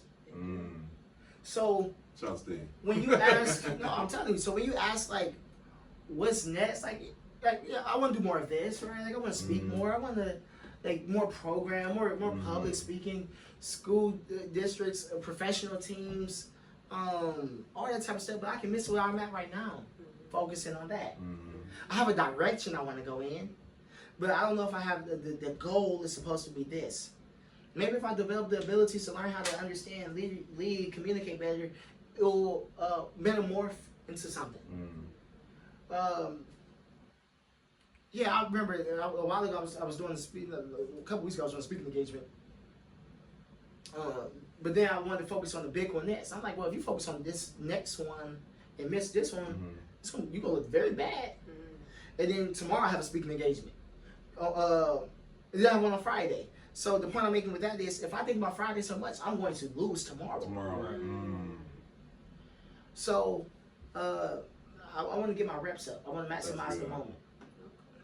Come on, that's good stuff. Okay, and y'all already know, here's the pull experience. We have stable questions. And I love these questions. I will say I love these questions because every answer is unique. Okay. And I already know what Mike, he about to blow us away with these four in here, so I'm not worried about it. But button back for this one? you know what? Thank you, sir. Yep, you're ready for it. Hey, listen. Hey, they already know. Yeah. But with that being said, Cleveland, unfortunately, does not have a reputation of being the most collaborative place. How do you feel like we can change that narrative as a whole going forward? I think we touched a little bit on this earlier. We didn't talk specifically about Cleveland, but we just talked in general principle. I think humility. So, that might be broke now. I think like it blessed me the other day when I sat with that executive, that NFL executive. Like, I can almost argue. He's literally the 1% of the 1%. 1% of the 1%. Like, no, he legitimately is. He's the 1% of the 1%. So who are you? And I'm not saying that like in a bad way, but if that person can, like, who are you? Like, stop puffing your chest up like you just so great, like you the greatest thing since like, come on, man. So when you say us in Cleveland, the collaborative effort, if it makes sense. Now, some things don't make sense. Like, there's no synergy, there's no unison. So I can understand, and I respect people's no's too, for sure. Some things just not the right time. Yeah. So I'm not against somebody who don't want to collaborate. Like, so I want to make sure I'm clear on that. Yeah. Like, some things I'm not collaborating with, for whatever my reasons are, and that's okay. But it's just like, if you got a spirit, if it's a spirit of pride behind it, like I'm too good to collaborate. Like you might not be. Everything can't just be what's the win for me. Can it be a win-win situation? Yeah, mutual benefit. A mutual benefit, and then it's okay if. Sometimes we also want to get to a place where we're not there yet too. So like Myron Golden, I was listening to him. He said if somebody can make Myron Golden, he fired, but he was just like if somebody can make 10 times as much as he charged people sometimes $1 million to come like have lunch with him. But he said he feels as if that's the value that he can add to that person. They can go make 10 times as much. They can go make $10 million. Well, check this out. You don't know that man's life.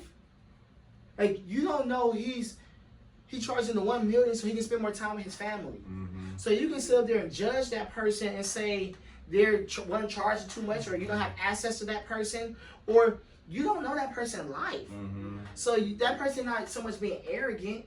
Like, that person, That's in the value they bring. yeah, and that's not the season they're in. Yeah. Maybe they've done that for so long. Now, will we hope that they come do the free engagement, or they come to the pull-up experience if it's whomever the, like whoever, like that'd be cool. But I can't be mad at them. Build your brand up to enough that you add so much value that they want to come in. Hey, for real, I never said it on camera, but that's what I stood on with the pull-up. Like, literally, Get your reps up. Get the reps up. Ooh. Y'all play football. Like, get your reps up. Yeah. Do it over time. The reason you have me here, and of course we know mutual people, and we know each other. So let's backtrack on that. Yeah. We know each other. I've seen you in real worship before. Like, you really crying out to the Lord before. But this is not my first time speaking or communicating.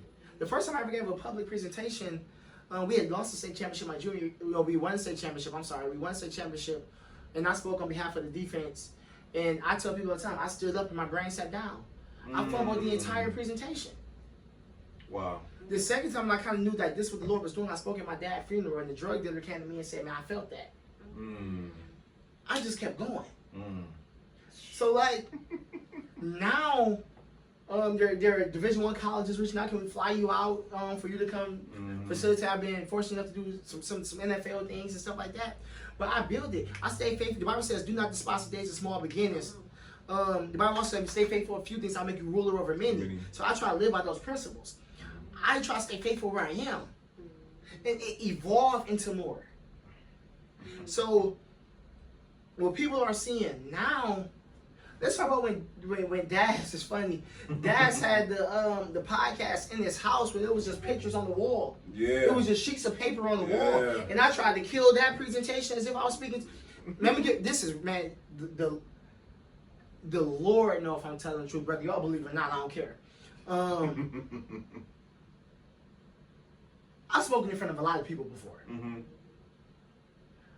I remember my boy and I, we had, it was called the Jump organization. Jesus Unite My People. Mario and I, this were gangsters. We would go after service at a barber shop. And gangsters wouldn't come to church, but they'd come there. And it was my turn to speak one time, and literally no one showed up. Not one person showed up.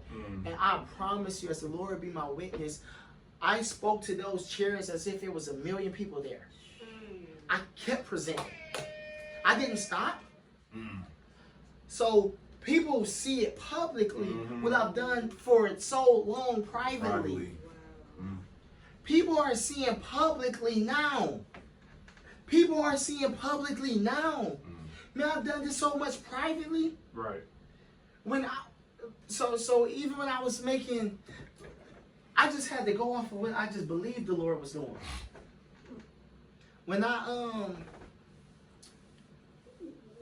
transitioned to out of football, so when I got done playing football out of college, I went to back into management, and I just felt the Lord like I want to help people. I was making like $13 an hour, and then I went from $13 an hour getting my responsibilities, and then I ended up, like I said, I ended up getting a real pay increase. But then I ended up getting the largest pay increase in the entire school district. And then watch this. Left and took less money. And somebody might say, like, why would you leave and take less money? One, I was trusting the Lord, and two, I needed to grow. My ceiling was met. And the only thing that they could offer me was money. And some people are so poor that money is all they have. So I chased growth. And growth evolves into money. So people are looking for low-hanging fruit. They're chasing money. Instead, they should be chasing growth. And all growth isn't numerical. Or linear. My boy Sir said, you got to get Sir on here. I don't know if you connected with Sir. Make sure I get you connected to him. He cold. Sir Evans? Yeah. But he was just like, everybody want to level up. Very few people want to layer down. Everybody want to level up. Very few people want to layer down. Meaning people want to grow professionally, get all the numbers, all that type of stuff, but they don't want to do the real work behind the scenes personally. And if you do that work personally, the professional stuff will come. I've seen people get the professional stuff and lose it. because they didn't have the other things to keep it. Yeah. Their foundation wasn't solid. We talk about in the Bible, the Bible talks about there was a house that was built on sand and a house that was built on solid rock. Mm-hmm. I did a little bit more study just to go a little bit deeper in that text. You know what's unique about that text? The sand was actually hardened sand. Because in that context, because nobody's just going to build it on sand. Like, why would you do that? That doesn't make common sense. But the appearance of it was solid rock. And it really wasn't. Some people have an amazing appearance. And that's what social media, we talked about that earlier. So, I just want to be in a place and space, man, where I trust the Lord. I was just recently offered prettier positions. Recently. I don't believe that's where I'm supposed to be. Man, Mike, I listen. I don't think I understand. I already knew what we were in for, but I don't think you the viewer was. I see why you went second today. Yeah, probably would have been too long. No, you good, bro. Listen, my wife gave me permission to be out. She know I'm here. Me too, bro. Me too. I'm looking at the clock like, but no. So, do you mind if I take this next? Brother, come on now. Stop playing with me, Are man. people gonna watch this because it's too long? Like, Bro, or do you cut it? We have Bashir on for 3 hours. 3 hours, I bro. watched all of that. What? Exactly, bro. They watched the whole entire thing. Okay, no. Because I want to be able to add value. People pay you to solve problems and add value. Come on, bro. Right. No, listen. And I Cat Williams, we all know. Everyone's watched it, right? Yeah. Parts of it. Yeah. I watched the whole thing multiple times. Twice, yeah. Yeah, no. I watched a decent amount because I think I heard so much about it just to kind of get a synopsis. But It's not right, but that's what I mean. That's what I mean. it was good. It was good from parts of it. Yeah, I'm with you. But Brandon started with asking about collaboration in the city of Cleveland. Outside of the city, inside the city, who would you want to collaborate with? Hey, look, you ain't got to give a straight up answer. Yeah, I'm a brain picker. Right. But I want to pick people's brains to see I want names. Individuals who like I would say in my profession, right? So, I mean, you look at the ETs, Come of on, course, the Inky Johnsons, the Jeremy Andersons. I'm a student of the game. These legends right here, man. Yeah, no, they are. Somebody y'all, I don't know if y'all know about, but like Will Baggett, he cold. You gotta get him to Will Baggett. He's solid. Coach DKR and Deron Roberts, he fire. These are speakers. And those are more culture when we start looking at culturally, rather, black speakers. Yeah. Right. But man, I learned so much because I'm a student of speaking. Like my favorite person to learn this type of stuff from development is from Jim Rohn. He dead. Oh yeah, man. Jim Rohn is a legend. Yeah. Right. You got Zig Ziglar. Zig Ziglar. Yep. Right. Come on, man. So you got some of them, but man, I can learn. Like I can learn. I would some process. Maybe it was expedite the process, but I want to cheat my process. Right. So I can learn from them, but I'm not so caught up in like. Yeah, this is gonna sound bad, but I'm not so caught up in that. Yeah. Like, if we're supposed to meet, we will. And I'm not like, would it help? Right, you take a picture with the right person, right? you know what I'm saying? Like, cool, but I ain't in it for that. Right. Like, when you've been around famous people, some people like I don't want to take away from the credibility of what they've done. Like, I've been around a lot of famous people. Like, legitimately. I was just around a big celebrity recently. It's like, what up? Because he was around family. Yeah. So you think he wanna be in celebrity mode right now? I did that to one of our favorite actresses from the 90s, who happens to be from Cleveland. Okay, so I know you're talking about. We share the same birthday too. Oh, really? What's the last name? Very. Yeah. We share the same birthday. So, but afterwards, she texted my wife and was like, "Yo, is he okay?" Because I said, "Hey," and just walked in the other room, got to eating the chips. So I get it. But it's about how you value your personhood and how you respect other people's personhood. Yeah, like man, I just told you I sat down with literally the #1 NFL executive. Like He's solid. My boss, my direct report is famous.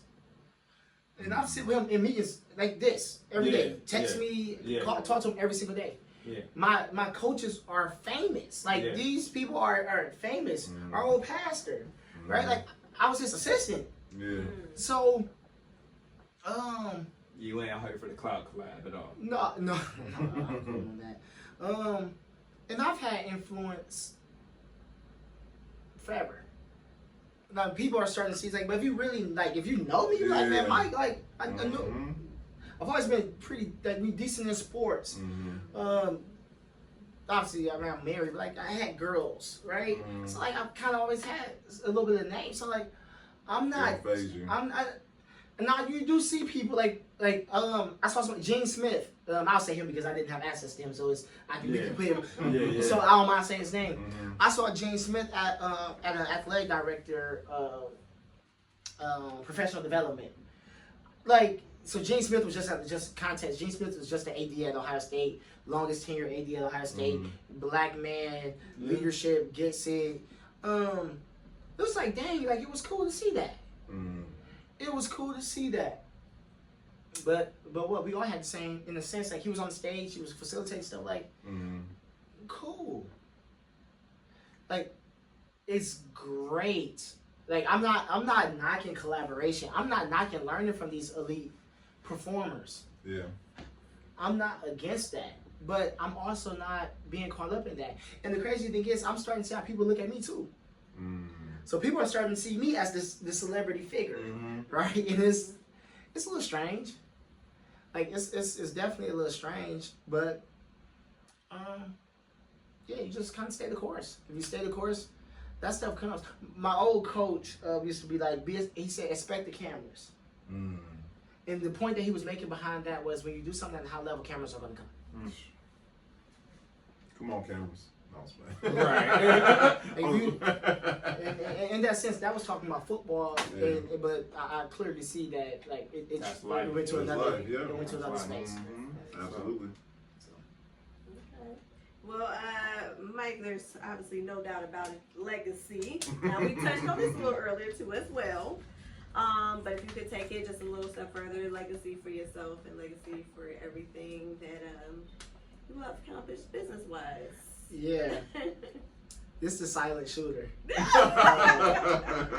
Before all of this started, Brittany was running the show. The camera came in. I don't know how y'all start talking. Why they talking anyway? Hey, you know what? Man. No, you know what? And this is what I want to say to everybody on the podcast. What people don't understand, when y'all are watching it, but we're actually in it.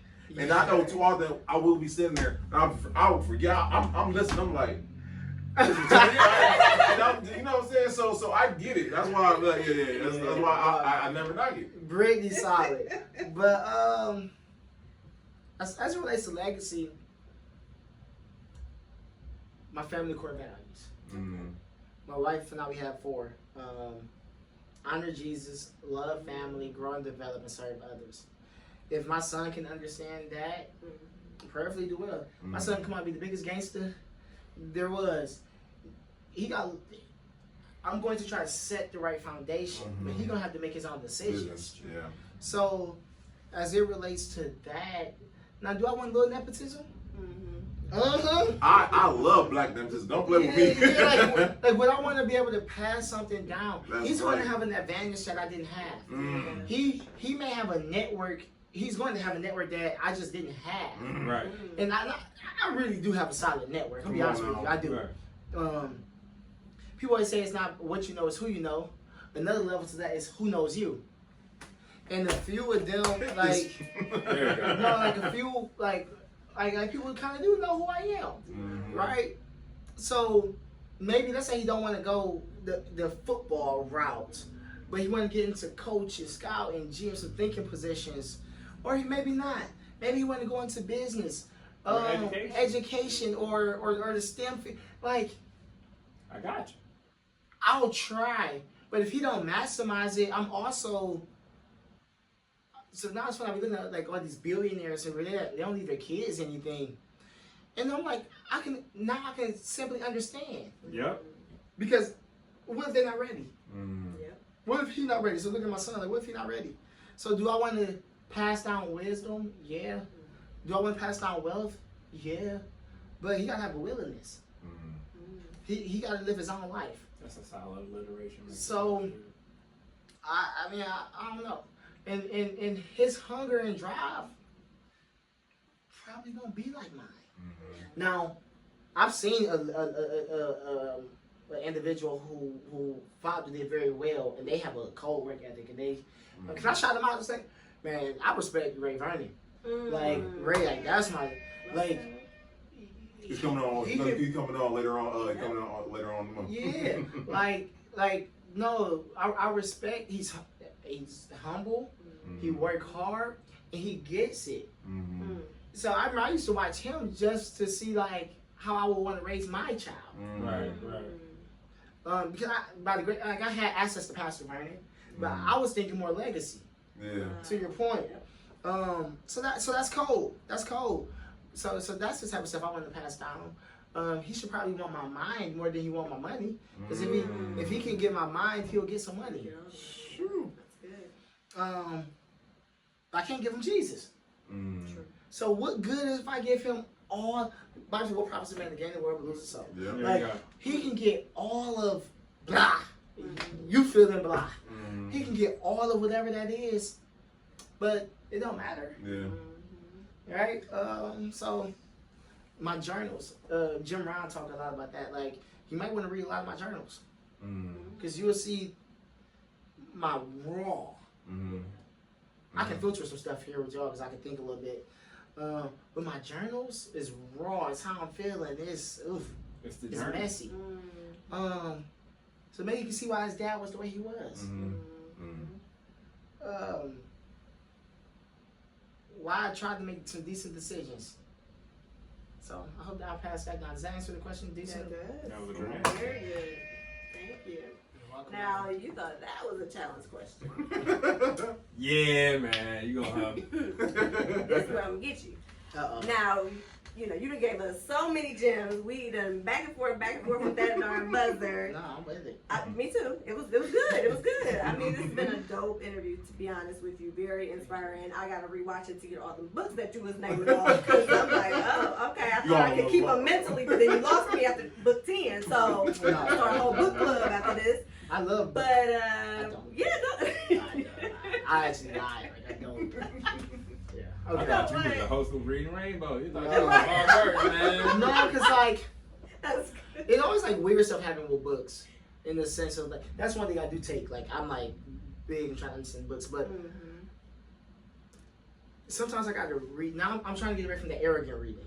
Meaning I try to read just to say I read a lot of books and a lot of stuff. And now I'm slowing down. Like I really want to study. Let it boom. Okay. That's good. In book clubs, now sometimes you're moving further along than you should. Like I said, that Andrew Murray book, Humility, is this, and I'll probably be reading. I've been reading it for months already. Wow. But I'm really struggling. Like I struggle with pride. So like, what good is it for me to hurry up and read the book Wow. and not? And not gain any other information. Yeah. So sorry. Nope, that's good. That's good. But listen, for those that are watching, those that are listening, this has been an impactful episode. And we now have to take pretty much everything that you've given us, or something maybe you didn't mention, bring it on in and give them 3 takeaways that they should gather from tonight's episode. Yep. I'm gonna say Mike, man. Based on it, no, watch this. I think I can do it. Okay. Maybe. Examine.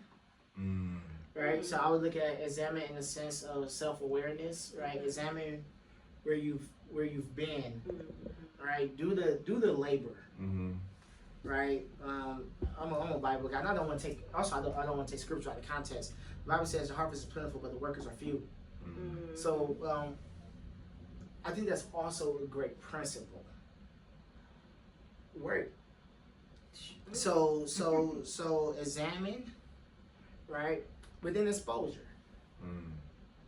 Right? Like I truly believe exposure will help you grow to another level. And experience. I mean, right? right? Like the experience is so welcoming here. It's the pull-up experience. Pull up the experience, feel it, be in the moment, be with the great individuals that's here facilitating this.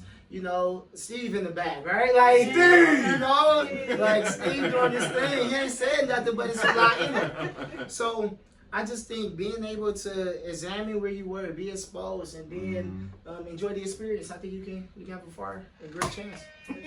Solid. Yeah. Solid. You are a master at your craft, sir. Yeah. I have to tell you. Yeah. And listen, Mike, this is the most important question of the whole interview. Where people learn more How? about you. Listen, How? Like everything. it's because where can they book you? Where can they get your book? Oh, yeah. Where can they learn more about you, bro? Yeah, MikeHollins.com. Right, if you go to MikeHollins.com, there's a way to book me on there. It's like a submission page. If you want keynote, workshop, podcast, I think it's on there. Interview stuff. Coach Mike Hollins on Instagram. Mike Hollins on Twitter. LinkedIn. Mike Hollins. I'm on there. If you want to purchase the book Dreams to Purpose, you can go to MikeHollins.com. There's a way to get that book. Man, I'm easy like to get in contact with. DM me. And again, if I'm not looking at it, someone would let me know, so I'm able to kind of get the feedback of it, because I try to guard my focus. So sometimes I'm not the one that's like on it for that specific reason. But yeah, man, I can come talk to your leaders, right? Okay. Professional developments. Let's do leadership. I love it, right? I love leadership. If you got students, I stay more so in the education, the athletics world. That's my niche, right? You have individuals who try to do everything. Yeah. But there are transformational skills, the word that we used earlier, that I can, go do it in some other arenas. Corporate world, right? I can go speak. I understand corporate strategy, understand executive stuff. Like I said, I got the certifications, the degrees. I've been around the great elite minds. I've been fortunate enough to do it myself too. So, yeah, MikeHollins.com. Let's get it. Come on. Yeah. So listen, guys, as you're watching today's episode, right there in the show notes from one of those people is right there. So there's no excuse of why you're not getting this book, why you're not booking Mike, why you're not learning more about Mike overall, man. Bro, we appreciate you coming on today, man. This is a great one. Yeah, man. Absolutely, man. So we gotta do part two. Part two, we have to go pull up to Mike, watching the action and whatnot. Right. No, all right, We listen, got bro. games and all that type of stuff. Absolutely, bro. Appreciate you, bro. No doubt. Thank you. Guys, we gotta pay the bills. Guys, August 31st, we will be here in Southview, the beautiful city of Southview. We are having a wine festival brought to you by 2U Wine, the greatest wine in the world, in my opinion, guys. It will be music. It will be comedian BTD will be emceeing. 2U Wine not only are going to be running the wine business, but we're going to have an array of black wine owners in the city who will also be showcased there. And lastly, it'll be great food by the Ford Bistro. So do me a favor, the great way to end summer, end it with us. Hey. You know what I'm saying? So do me a favor, get your tickets today and stop playing, okay? Get the tickets. Get tickets today, okay? Miss Brittany. And make sure you guys tune into my podcast, Beauty Told. Again, we do weekly episodes, whether it be relational, whether it be financial or lifestyle. Having great, phenomenal guests on where we're just getting a topic, expounding on it, learning from our mistakes, and again, just overall positive change. So I can't wait to see you guys there. Dropping them every Wednesday. Really good, y'all. So see y'all there. You rock with us, you rock with Brittany. Stop playing. Right. El Presidente. Once again, it's Colin Jackson, your second favorite community advocate. I'm so excited to be sitting in this guest chair with the pull-up experience. We have so much fun. But as always, I'm representing my organization, I believe Great Cleveland Young Professionals. So you can follow us on Instagram at ULGC_YP.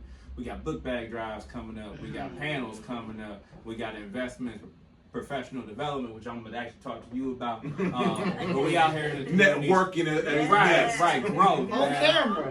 Yeah. So we out here defending democracy, defeating poverty, and demanding diversity. And we want you to join us in that. So again, that's at ULGCYP on all your platforms.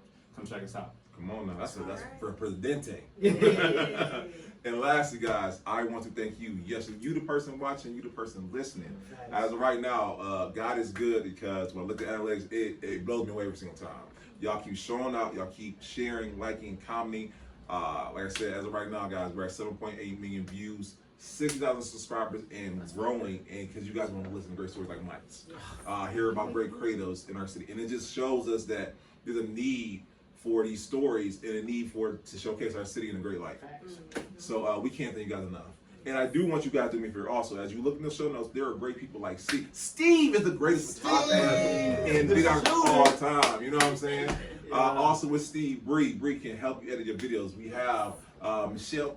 Shout out to Michelle. Cause Michelle, she Mike don't know this, but Michelle make sure to reach out to the guests, follow with the guests, and everything in between. You know what I'm saying? Yeah, cool. Because you need that. You know what I'm saying? Yeah, facts. Absolutely. Yes, sir. Nakia with the wine and whatnot. We have Sam Walks, who is the greatest host in the city. I'm sorry, y'all. I'm biased, okay?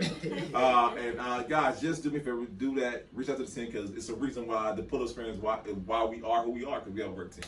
Do me a favor for that, okay? And guys, 247 statistics show that most podcasts don't make it past episode 20. We are on 247. And we're not slowing down anytime. So we're just a rest though. Yeah, rest. But we just continue to find great people having a podcast and just grow this network. You know what I'm saying? Like Mike said, my phone is crazy. If I look at my phone today, I'm like, I do this.